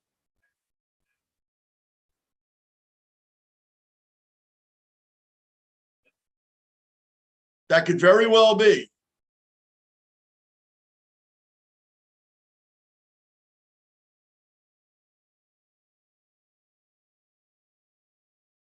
Oh, they're tied 4-4. The Mets and Marlins are tied 4-4 in the sixth. That's probably why he hasn't contacted us yet, because he's not sure his team's going to beat the Marlins either. So, but the Marlins are better than the Royals, though. They're like the top of the garbage pile. Marlins. Can you believe we have Gerrity Cole on the mound against the Royals and we're losing? He gave up 5 runs with 2 outs. 5 runs with 2 outs. I really want Cole to make me eat my words this year as a fan. I really do. As he is a joke. Again, he does remind me of Randy Johnson. If you guys that have been around long enough to know Randy Johnson when he was on the Yankees, that's the same thing. The record looks good. The strikeouts are there. The ERA isn't bad. But they have weird games like this. And I'm not comparing Gerrity Cole to Randy Johnson. Randy Johnson is one of the greatest pitchers of all time and arguably the greatest lefty the game's ever seen. Arguably, but he's definitely in the top 3 lefties that's ever pitched in the game. But Gerrity Cole had a couple of great years with the Astros. I would never compare him to Randy Johnson, even when he was on the Astros. And I'm being fair. I'm not talking about just now. I mean, being fair, when he was at the top of his game, I wouldn't compare him to Randy Johnson. I'm just comparing their careers as big-time guys coming to the Yankees and what they did when they were here. That's all I'm comparing. I'm not comparing their careers or even putting Cole in the same breath as a Randy Johnson, because that would be laughing. What you got, buddy? Wild question. Sunday night, October 30th. Who wins TV ratings? Game 1 of the World Series or Bills-Packers? Wow. Good question, Lockport. You're throwing some great questions out here today, man. That's a great question. It depends on who's in the World Series. It depends on who's in the World Series. I would say that's going to be a real. Now, if it's, let's say, what if it's Yankees-Dodgers in the World Series? Yankees-Dodgers. I'd say Yankees-Mets, but that's just a New York thing. It may draw country attention, but I'm talking, if you're talking countrywide attention, which night football games are. Bills-Packers is a huge game. Would that be bigger than Yankees-Dodgers? We'd have to really break down what team is going to be in the World Series. I think the Yankees-Dodgers would get more that night if it's them.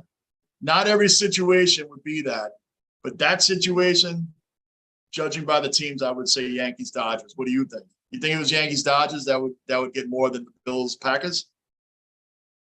there's a lot of angles, ways you can answer that because the Bills Packers is also one game. Game one of Yankees Dodgers, you still have more. You could have up to 7 games.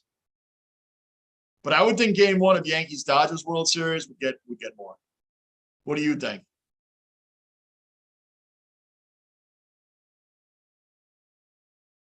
Now, if you had Brewers Astros, it'd be Bills Packers all day. I mean, it's just a matchup in baseball. I don't think baseball draws as much in their championships.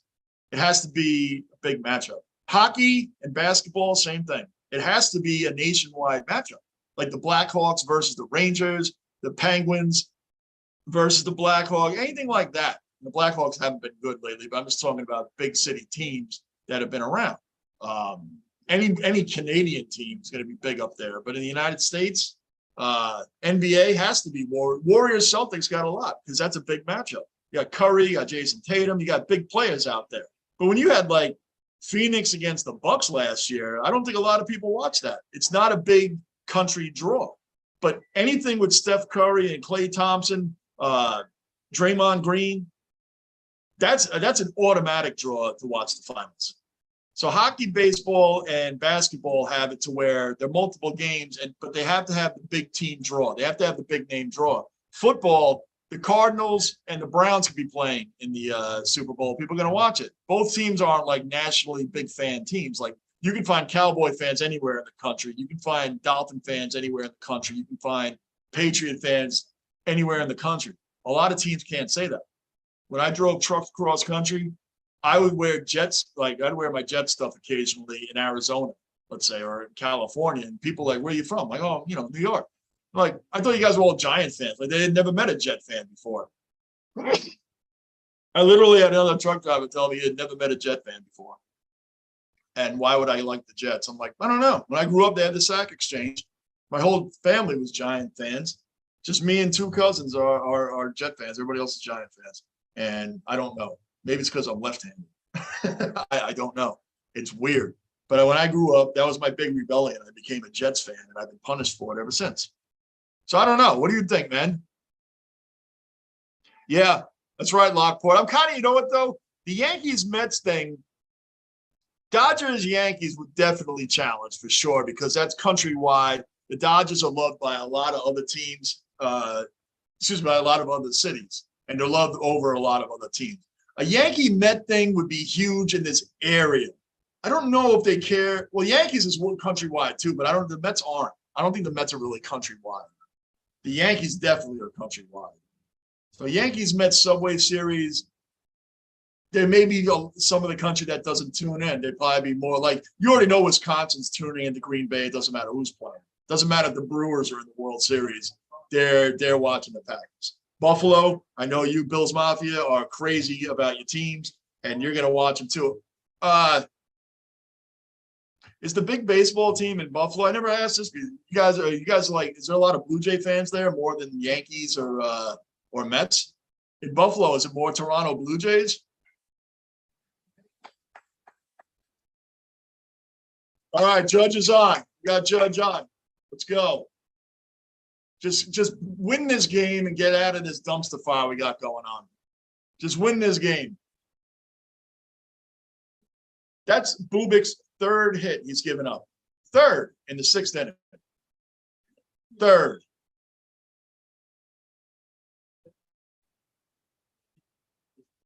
And I tell you, missing Stanton has actually become a really big problem. It's been a big problem. Well, Rick, we're on the same boat of the Yankees and the Jets, man. But I'm a Ranger fan, brother. I'm Rangers and Knicks.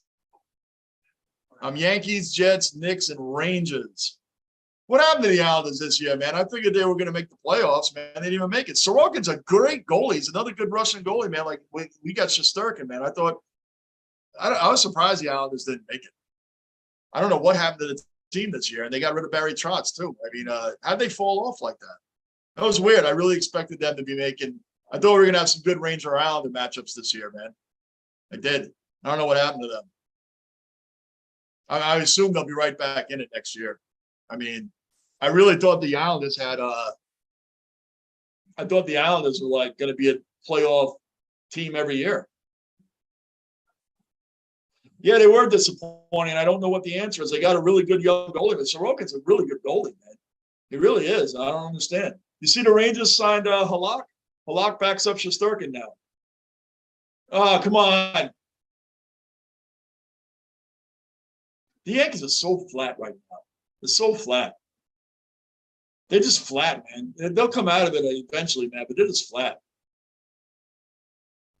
But yeah, the Rangers signed Yaroslav Halak, man. He backs up Shesterkin now, which is good.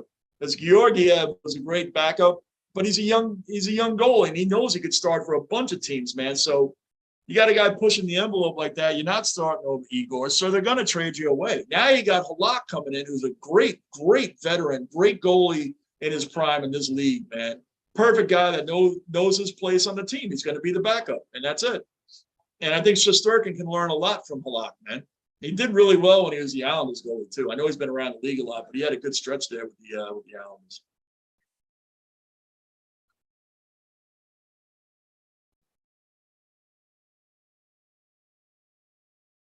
I like the Halak pickup. I really do, man. I like the Halak pickup, Rick. I do.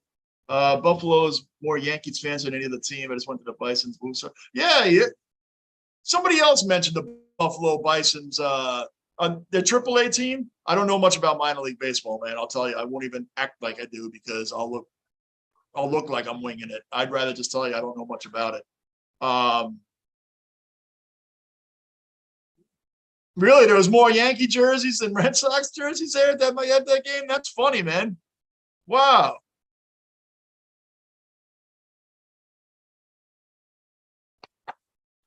Go. All right, we got first and second, 2 out. Benintendi's up. He's got to get a hit. He's got to get his first hit as a Yankee, man. He's got to get it. Donaldson just got one. So a lot of Yankee fans in Buffalo, because I know Toronto's not that far from you guys. I just figured that there might have been a lot more Toronto Blue Jays fans. And that's another Toronto Blue Jays weird team. They're never first, but they're never last. They're like right in the middle. They're supposed to be the team to beat in the AL East this year, and I don't know what happened to them. Kadri? Oh, you think they're going to get Kadri? Yeah, Lamar, he hasn't made a move yet. It's weird, man. Of course, we do nothing. Benintendi hasn't. See, us Yankee fans already. It's like, dude, you come to our team, you're a 320 hitter, you're an all-star this year, and you haven't gotten a hit yet. We want so much, especially against the Royals. Come on, guys. Come on. Kadri would be interesting, man. The Rangers are done now. I think we have like $4 million in the cap, so they're done. They're done with signing anybody else. Trocheck was a huge signing. I really do like the Trocheck signing for the Rangers, man. The guy brings it, man. He brings a lot of intensity. He's played for Gallant before. Gerard Gallant. I wanted Tortorella back. And I was like, well, we'll see about Gallant has been doing it, man. For a minute, I thought Tortorella was going to go to the Islanders. I really did. I thought the Islanders were going to hire Tortorella, man. I love the guy. I know he's a fiery coach. I know he's old school, and he expects a lot out of his veterans. A lot of veterans don't like him because he yells and screams a lot. But you know what it is, man? It's not just he yells and screams. He calls people out for what you're doing, and he calls you out when you're not playing. And he's done it. Today's players don't like that. When I grew up, guys like Bill Parcells, the coach Dennis Green for the Vikings back then, you had guys that they would lay in these men. They'd let you know. Tom Coughlin was the most recent one for the Giants. I mean, Bill Belichick's the obvious one, but I mean, Tom Coughlin for the Giants, he let the stars know who they were and where they were. Bill Parcells took over for the Jets. He flipped out on players and expected veterans that were supposed to win. When he took over the Jets, they had just come off a 1-15 season, 4-28 for the 2 years prior with the other coach Rich Kotite. Oh, worst coach. Adam Gase makes a run at the worst coach in Jets history, but I still give it to Kotite. Bill Parcells took it from 1-15 to 12-4 in 2 years. 2 years. They were in the AFC Championship game with Curtis Martin and Vinny Testaverde and all them within 2 years, from 1-15 in '96 to 12-4 in '98. just like that, just like that. Those kind of coaches get a lot out of players, man, and they bring in their type of veterans that they love and the veterans that'll love to play for them. But other veterans don't like being spoken to. They don't like being called out on what they're not doing, basically. They don't like being called out and slacking, not hustling, not doing what they're, just living on their name, basically. So I thought Tortorella may have gone to the Islanders.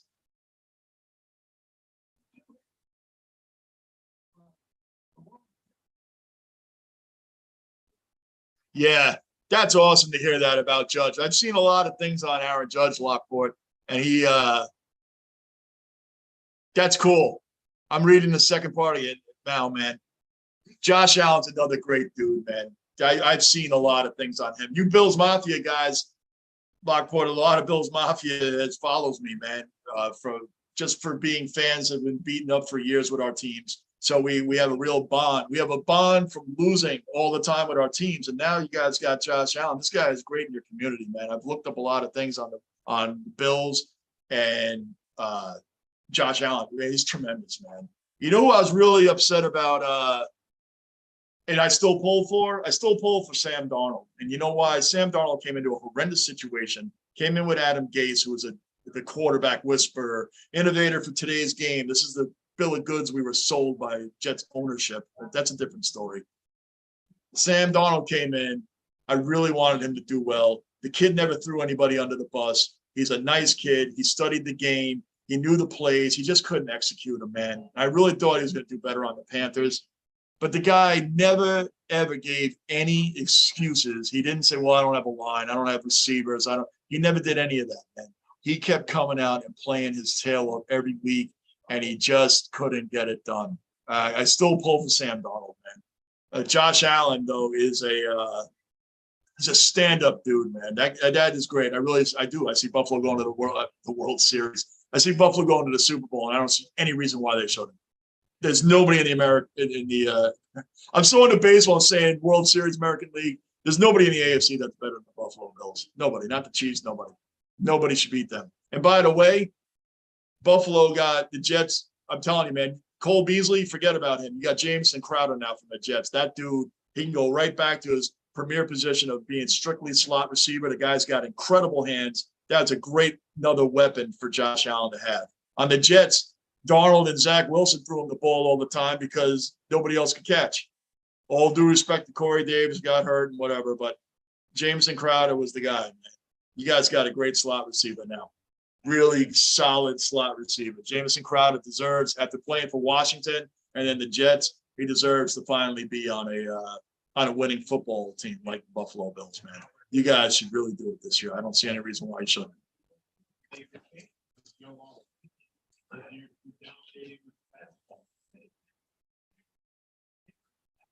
Okay, Rick. Yeah, so when you came in 2000, the Jets were like the one of the best teams in football.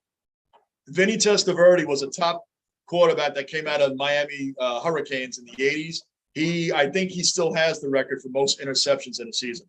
They started calling him Interceptor-Verde. Testaverde became Interceptor-Verde. He traveled around the league a lot, but when he came to the Jets, matched up with Curtis Martin, who's one of the greatest running backs in the game. He's top 10, more like 6 to 10. Curtis Martin, you had Keyshawn, Wayne Corbett. The Jets had a great defense with Brian Cox and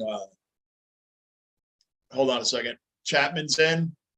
Here we go. Chapman's in the 7th, so he's working it pretty well. We're going to figure out where the heck they're going to put Chapman.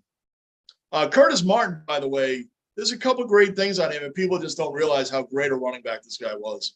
He played 11 seasons and ran for over 14,000 yards. Barry Sanders and Curtis Martin are the only running backs in NFL history. Think about that. Now, Barry is arguably one of the great, top 3 all time. My favorite's Walter Payton. That's the GOAT. That'll always be the GOAT to me, running back, Walter Payton. I understand the Barry Sanders argument. That's a different story for right now.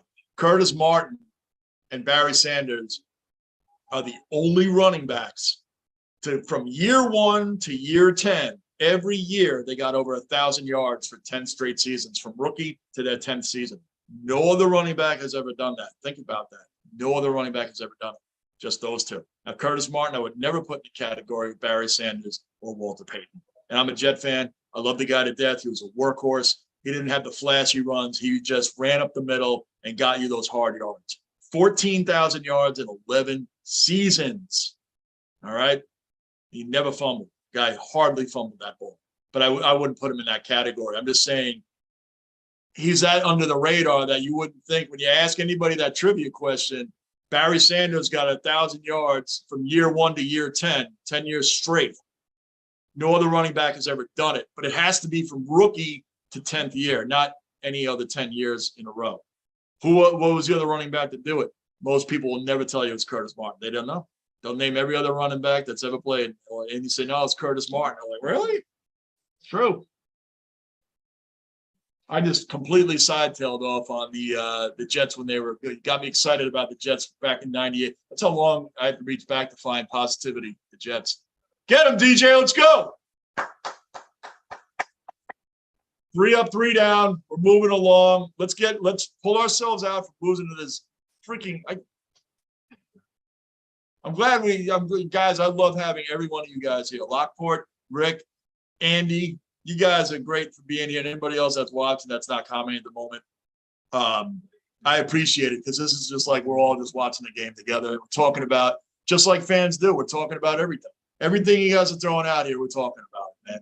That's what fans do when we watch games, right?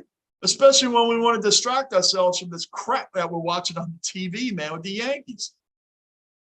It's amazing, man, how bad they look right now. Yep, Lockport, no doubt. Curtis, my favorite Martin, right? Remember that? Chris Berman, Tom Jackson doing. Those are the greatest highlights, man. After games, when Sundays were over, you always watched NFL prime time. Berman and Tom Jackson, man. They were the greatest guys to watch. They had all the cool nicknames. Curtis, my favorite Martin. Yeah, he was a stud, man. And Bill Parcells took him over from the Patriots when he left them to come to the Jets. He took Martin.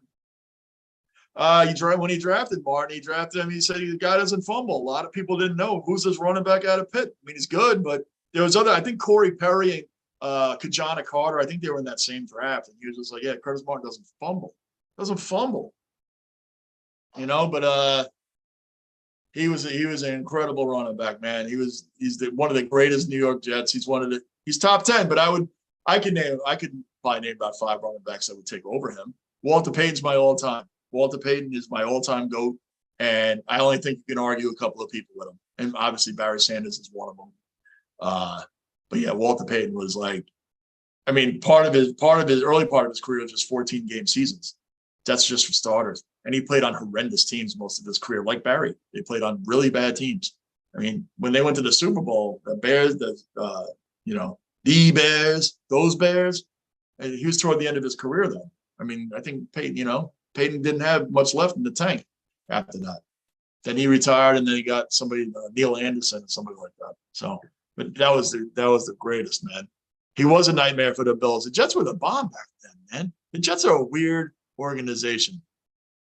I'm not old enough to remember the Super Bowl win. I've seen 4 AFC championship games, 82, 98, 09, and 10, and we lost all 4.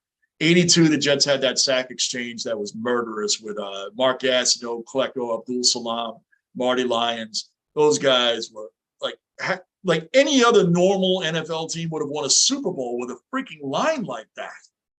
The year before they started recording sacks, that front 4 alone, just those 4 guys had 66.5 sacks. Just those 4.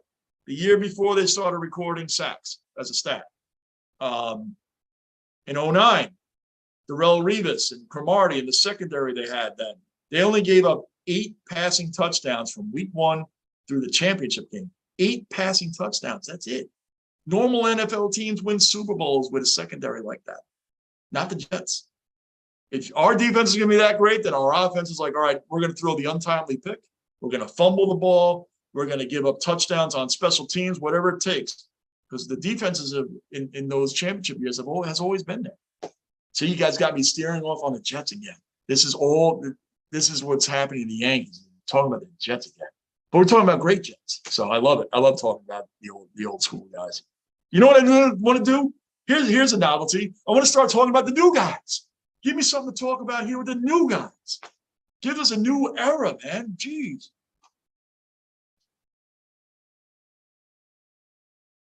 Yeah, the Bears. They were dominant, man.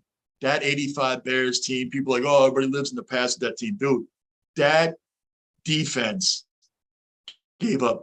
They shut out the Rams in the playoffs. Excuse me, they shut out the New York Giants first. The Lawrence Taylor and the New York Giants shut them out. Shut out the Rams in the championship game. Didn't even give up a touchdown for garbage time in the Super Bowl. They gave up one touchdown the entire playoffs through the Super Bowl. And that Super Bowl touchdown was in garbage time. They shut out. There's no other NFL team that is shut out like that. Shut out the opponents that were good. The Giants were great. They won the Super Bowl the next year.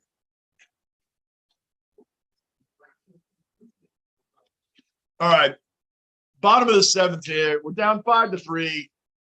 What else can we say about this, man? What else can we say about this crap that's going on that we're watching right now? Like I said, I love having you guys here, man, because we're talking about everything.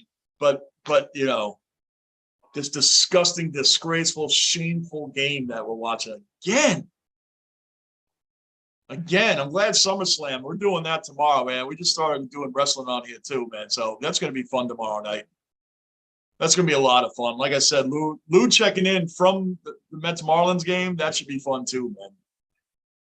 So we're going to switch it up a little bit because this game is this is disgusting. Yeah, the Yankees have 4 hits. 4. They got the bullpen in now. You would think that we would pick this up. I sound like a broken record from yesterday or what? I sound like a broken record from yesterday. This is insane.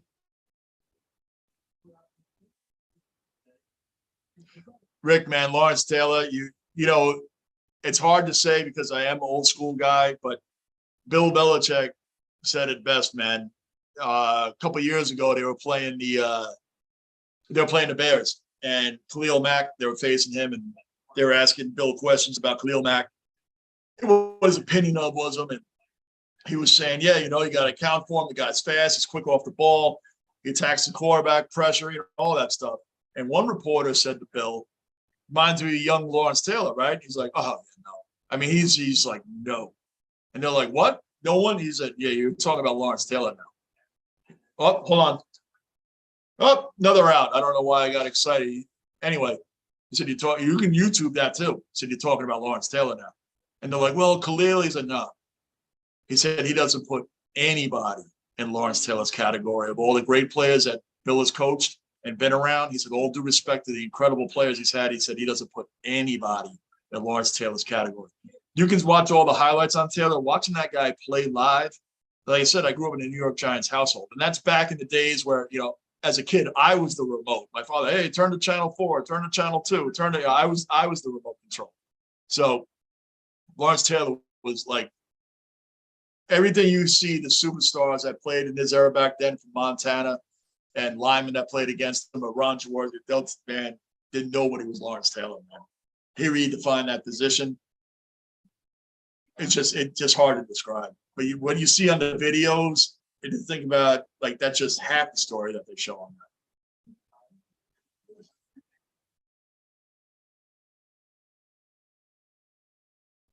Yes, Lockport, that's right. That's right. That's what I've been screaming about. That's what Rick has been screaming about. Rick was on with me yesterday too, man. We've been screaming about this horror show that we're watching here. That's great. 6 hits in 16 innings against this cellar dweller team. 6 hits in 16 innings. We're making guys like this guy Bubic that started today. Bubic, remember that name, Bubic. He's 2-5, man. He had 2 hits. Yanks had 2 hits against a pitcher that's 2-5. I'm telling you guys, just for your own, you know, anger and sickness, that we just have to watch what these pitchers do the next time they start. I guarantee you Brady Singer and this Bubic guy are going to get bombed. Guarantee it, man. All right, there you go.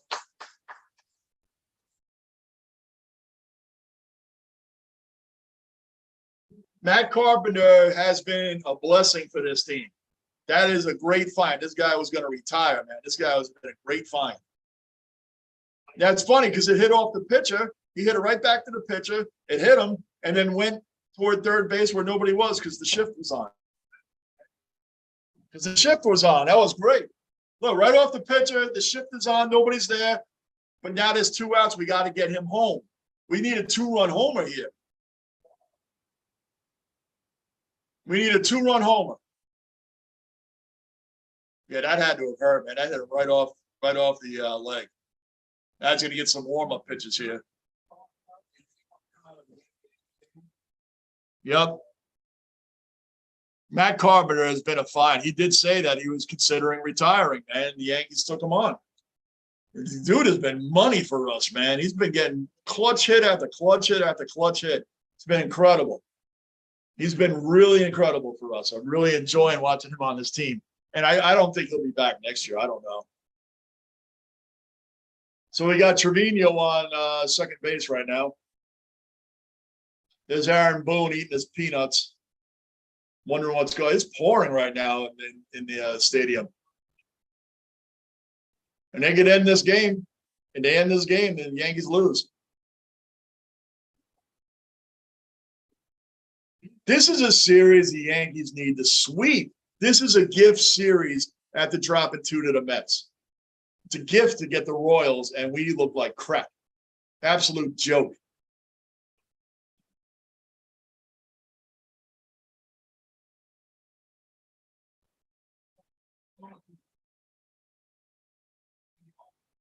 DJ's up right. Yeah, that rain looks like it's really coming down now. Can we at least get Trevino home? Can we just take 1 run off the board here?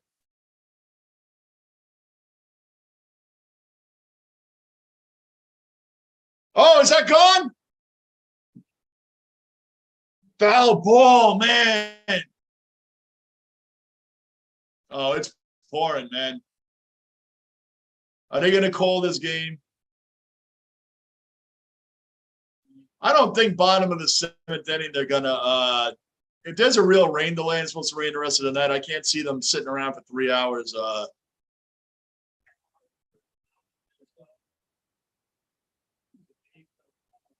It just missed the home run, man. It just missed it. Just missed it.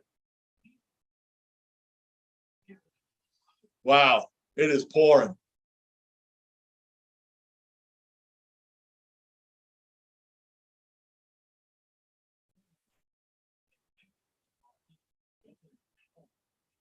It's got to be incredible. Paul O'Neill's saying it now. Just standing up at that plate. You know, that thing, the rain just banging off the bill of your helmet, just banging down, man. It's got to be. Hey, Gunner. Hey, Rick. Gunner's back, man. How we're doing tonight? Our buddy here, Lockport, will fill you in, man. If you read through the chat there, the Yankees here are now losing, and we have 6 total hits in the last 16 innings against the Royals here. So we're doing just as poorly as last night, except, and Gerrity Cole gave up 5 runs. Gerrity Cole gave up 5 runs with 2 outs in the, I think it was the 6th inning. 5 runs in the Royals, man, and with 2 outs. We were up 3-0. And now LeMahieu is flied out. We're still down 5-3 going in the top of the 8th. Mikhailov, what's up, brother? Mikhailov is another regular on this channel, real regular on here as well. He is from Australia. And we love you here, man. We love that you support this channel, Mikhailov. The Yankees are losing 5-3. Lou is on his way to watch, as he said the other night, if you were watching and remember, he's on his way to Miami to watch the Marlins and the Mets in Miami. So he should be checking in with us tomorrow night. Maybe tonight. I don't know if he's going to do it tonight. Depends on what his team is doing because I bet you the Marlins are beating the Mets right now. Is why he's not contacting me about laughing at this Royals beating the Yankees at the moment. So the Marlins have to be winning. Otherwise, he would have been on the screen cracking on us right now. This is bad, Rick. Yes, really bad. Mikhailov, man, 5 runs happened with 2 outs. We were up 3-0. 3-0. And gave up 5 runs with 2 outs by our ace, our #1 guy, Gerrity Cole. I know you're just learning baseball. Rick and Lockport and Gunnar Mikhailov is a great subscriber of mine. He's been with me through hockey. He's very good with the hockey. He's every day on here like you guys are. He's learning baseball right now, so he asks a lot of questions. If I miss it, please help him out. He lives in Australia. He's here all the time, and I really try to help out everybody that's been great supporters of my channel. And we're all fans. We're all here together. So if you see him asking questions and I miss it, man, just help him out because he really is into the sport right now. Okay, the Mets are tied with the Marlins. That's why Lou hasn't checked in. That's why he hasn't checked in. And when we do SummerSlam tomorrow night, he's going to check in occasionally. But if the Mets were winning, I knew they weren't winning. They couldn't have been winning because he would have been all over this right now with the Royals beating up on the Yankees. That's why he's not checking in, man. Because the Marlins always beat up on the Mets. Yeah, Michaela, man, it's not good, dude. What is it? What time is it in Australia right now? Like 10 in the morning? What time is it there? 4 to 4. Thanks, Gunnar. Yeah, Rick, man, this is awful, man. I can't believe I love hanging out with you guys, man. This has been enjoyable, and I love it, man. Anybody that's new here, people, have them subscribe, like button, bell notice, and comment because we're shooting for the stars, man. We're going for 1,000 subscribers. I want to keep growing this channel, and I'm always going to be fan to fans. I just going to keep moving forward with this channel. Lou coming on here with me as well, man. We're just going to keep moving this thing forward, man. We're just going to keep moving up and up, and you guys were riding the train with me in the beginning, and we'll never be forgotten. We're going to make up shirts. We're going to have phone calls, man. Eventually, we're going to have this thing where you guys can call in while we're here. We just got to work on a few technicalities that have to be taken care of before anybody calls. All right, but we do want the calls. We're going to make this. I told you this channel is for fans. Diehard fan, you guys, the fans. This channel is for everybody, man. This channel is for everybody. The guys that are here with me now, that are my chat room is small. I'll never forget you guys. No matter where this goes one day, I'll never forget you guys. You guys have been real supportive of me, and this has been awesome, man. Eventually, I tell people where I'll be at games. Anybody that goes to the same games, it'll be a lot of fun, man. A lot of fun out there. Because we are just fans to fans. Now they're doing a rain delay. I don't know how long this is going to be. But yeah, help build this channel. Let's build this channel. Give me my short-term goal is 1,000 subscribers, and then we'll go on to 2,000 and beyond. I watch other podcasts. A lot of these guys do know what they're talking about. I'm not knocking them, but when I was going through YouTube and watching other podcasts and fan to fan and channels for fans, a lot of guys didn't chat back. They pick one and they didn't talk to anybody else. Or anybody that comments on something of a review, if you guys are taking the time to write a comment out, I respond to them. Even if you're hating on me, I respond to them. And I don't even respond in a hateful way. You know what I'm saying? A lot of these other channels don't do that. They don't have the real full interaction. They pick one here or there. Like, I don't understand that. I know if they have 1 million followers or a ton of them, they can't. But then some guys don't respond to any. None. I just feel like you guys are here with me in the beginning. You guys will always be here with me, man. That's what I appreciate. I appreciate you all hanging in here. I really do. I thank you very much. And that's my feel-good statement of the day. What inning is it, Gunnar? Mets are tied 4 to 4. 10:55 a.m. in Australia. I was close. I said, what did I say? 9:30, 10 o'clock in the morning. I was close because I remember you told me last time. Wow, are you at work? Oh, I guess it's Saturday for you now, right? So you're not at work. Or do you work Saturdays? It's oh no, they're not calling the game right now. They're still gonna play. Try to finish this out. It's pouring right now in the Bronx in New York, It's pouring rain. But I think because the Yankees are losing, they're gonna try to get this thing finished. Because we're in the top of the 8th inning right now.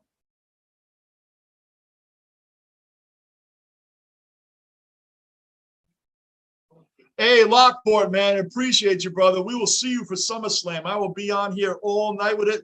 And my co-host Lou Talks will be in and out, checking in from the game that he's going to be at. That'll be fun too. Thanks, Lockport. Appreciate you, brother. Appreciate you, man. It is a rain delay, right, Rick? I knew it. I knew it. I don't know how much longer it's supposed to rain there, but I'm not going to. If it's going to be long, I'm not going to be staying on here either, guys. Let's just see what happens for right now. But I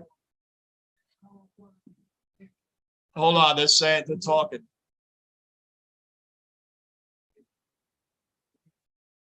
I don't know if they're going to wait it out or what they're going to do. I mean, like, yeah, I see them putting the tarp on. Like, they have 2 more games to play. Would they turn around and just finish this game as part of like a sort of doubleheader tomorrow? I don't know. No weekend work in Australia for anybody? Mikhailov, nobody? Nobody works weekends in Australia? Wow, man, that must be nice. No weekend work. That must be nice, man.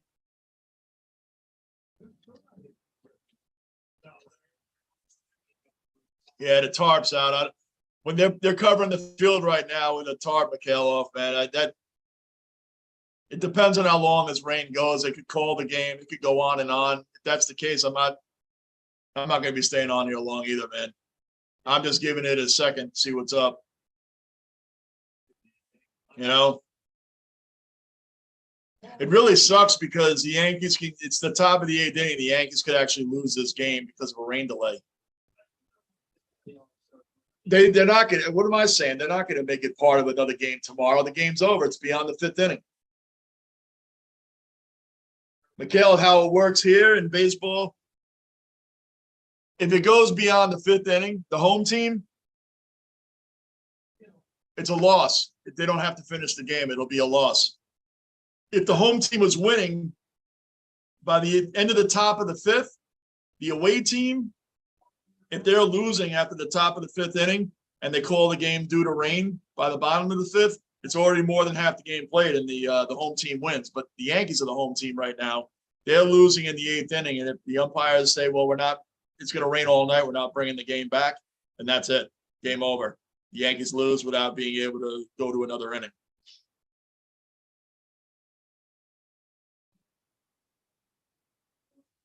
Just retail work on the week. Okay, retail stores, I get that, but nothing, no manual labor on the weekends. Wow.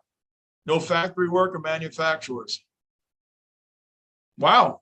That is not the case here, man. People work every day. Pretty much. You know what? Just for laughs, I'm going to turn over to the Met game for a minute.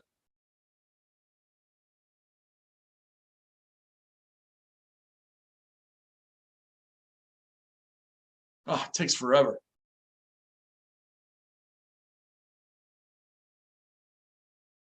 They're winning now, 6-4.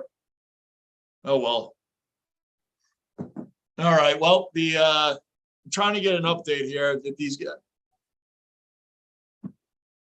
Let's look up the rain thing. I don't know if I'm staying on, guys.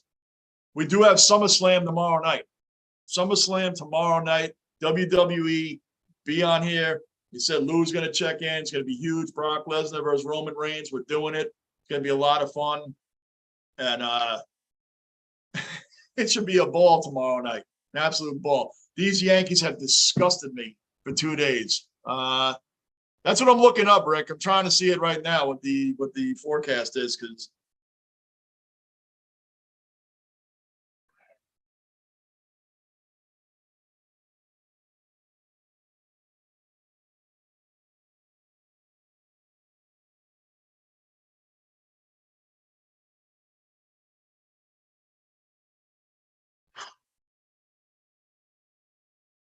looking up like the hourly forecast.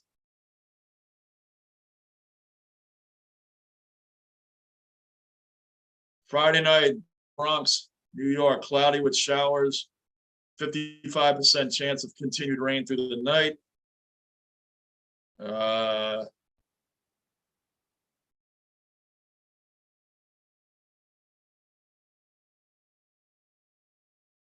50% chance of it continuing at 10 o'clock. 50% chance at 11 o'clock.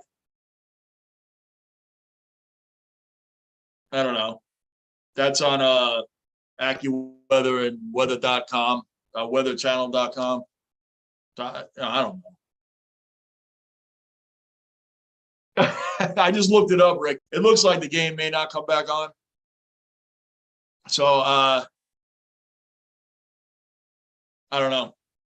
I don't know what to do here. I may just end it. You're gonna think what I'm gonna do, guys. I'm gonna end it now. I'm gonna end this live stream now. If they come back on, I'll come back on, depending on how long this rain delay is. But it's pouring there right now. It's pouring. It could be an hour, it could be two. They could call it. Let's see if they give an update from the Yankees themselves.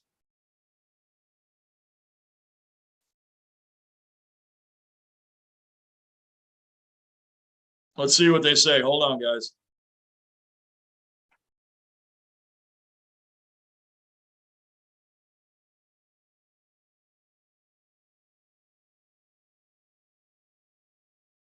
Nah.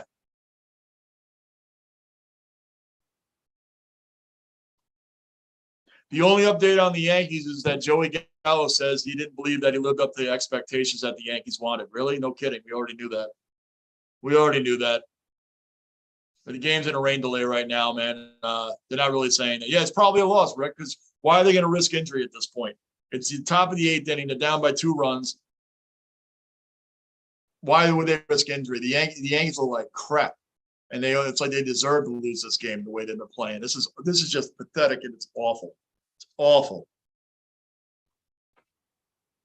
Yeah, Gunnar, I saw that. I flipped to the Met game for a minute to see what the score was there at 6-4. I expected Lou to pop in here, but he sees the rain delay, so he probably thinks I'm turning it off. Yeah, I see that now. I don't know, guys. A rain delay is not what we wanted, man. Because I got a feeling if I end this thing, it's going to come back on. I don't know. What you guys gonna do? You stick around, or you want to call it a night? Because this is probably a loss then anyway. Abreu's on the mound, and he's like 50-50 with what he does anyway. He hasn't thrown a pitch, so he's going to be the next guy coming out. This is crazy. I don't know. You guys, hey, let's see.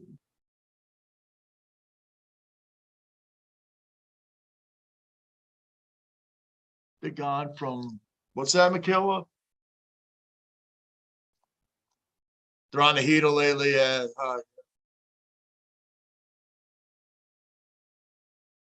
They gone from the second bottom to the bottom of their division. The Dodgers? Yeah, they're in the top of their division, man. The Dodgers right now have the best record in baseball. Then the Yankees, then the Astros, and then the Mets.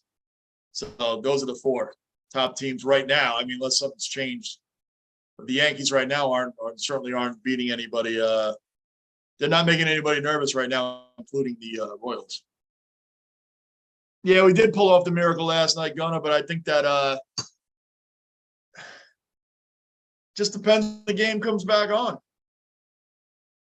Depends when the game comes back on if we can do it again. Of course, we shouldn't even be losing right now, Gunnar. We shouldn't even be losing right now. The Royals are in the bottom of baseball, along with the Diamondbacks, the Oakland A's. I was almost said the Orioles, but the Orioles have actually been playing decent baseball lately, man. They're the Marlins. They're another bad team. There's some bad teams, and the Royals are another one. They're at least bottom 5 in the league. The Yankees shouldn't even be in this position to begin with. So if they lose this game because of a rain delay, it's well deserved because they've done nothing. And they had Gerrity Cole out there today. Gerrity Cole blew another 3-0 lead with 2 outs in the top of the 6th and gives up 5 runs. 5 runs in the top of the 6th. Imagine that. 5 runs. Incredible. Yep. Oh, well. Guys, we're going to call it, man. We're going to call it for tonight. It's a rain delay. If the game, I promise you guys, if the game comes back on at a reasonable time, I'll come back on and I'll finish it with you guys, man. But for right now, I'm not going to. I'll see you guys tomorrow, right? Who's going to come watch SummerSlam with me and Lou?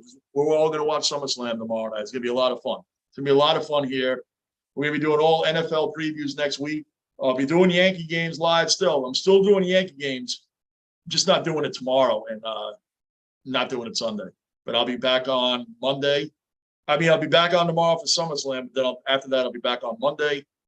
We're going to be live streaming all week, doing a ton of Yankee games. We're doing NFL previews, AFC East. We're going to talk about the Bills, the Jets, the Patriots, Dolphins. Lou's a Giants fan, so Lou is a Giants fan. And we can't talk on anything because the Giants and Jets have been the two worst teams in the NFL for the past 5 years, or 5 or 6 years. They're the two worst teams in the NFL. Now, for the Jets, that is believable. The Giants, that's disgraceful. The Giants are the organization that's supposed to be, the far better team. The Jets are the Jets. So there's a lot of expectations this year. I don't think the Giants getting Brian Dable, though, from the Bills, that was huge. That was really huge. That was huge. I think he's going to do great things for the Giants down the road. I think that it was great that they didn't extend Daniel Jones. They put him on a prove it kind of year. Prove it, we'll extend you. So we're going to do a whole lot of football. Football is back, guys. We're going to be doing a whole lot of football, and I'll be doing a lot of Yankee games too, man. I don't care if they're playing. We're supposed to have fun playing a dumpster fire team. This is not fun. It's not fun. It sucks. So I think we're going to bail out here, guys. But like I said, let's get to 1,000, man. I appreciate everybody on here. Gunnar, Mikhailov, Rick, Lockport. You guys have all been awesome, man. You guys have all been awesome. Fierce, who comes on here, and Andy, and anybody I've forgotten. I didn't forget you on purpose. I'm remembering all the names that I can. That's always on here. Quick One Blue. You guys are all super supporters of this channel, and I really appreciate it. You guys know people. Get them to subscribe. Let's build this channel. Let's continue to grow. This channel's for fans from a fan. Basement mentality, we emerge from the depths every time. The Yankees better emerge from the depths. So listen, let's check it out, guys. I'll see you guys tomorrow night. I'll be on here SummerSlam. Let's just have fun with it. This has been an awesome week. I really appreciate each and every one of you. But I am Johnny Basement, and I am out. I'll see you guys tomorrow.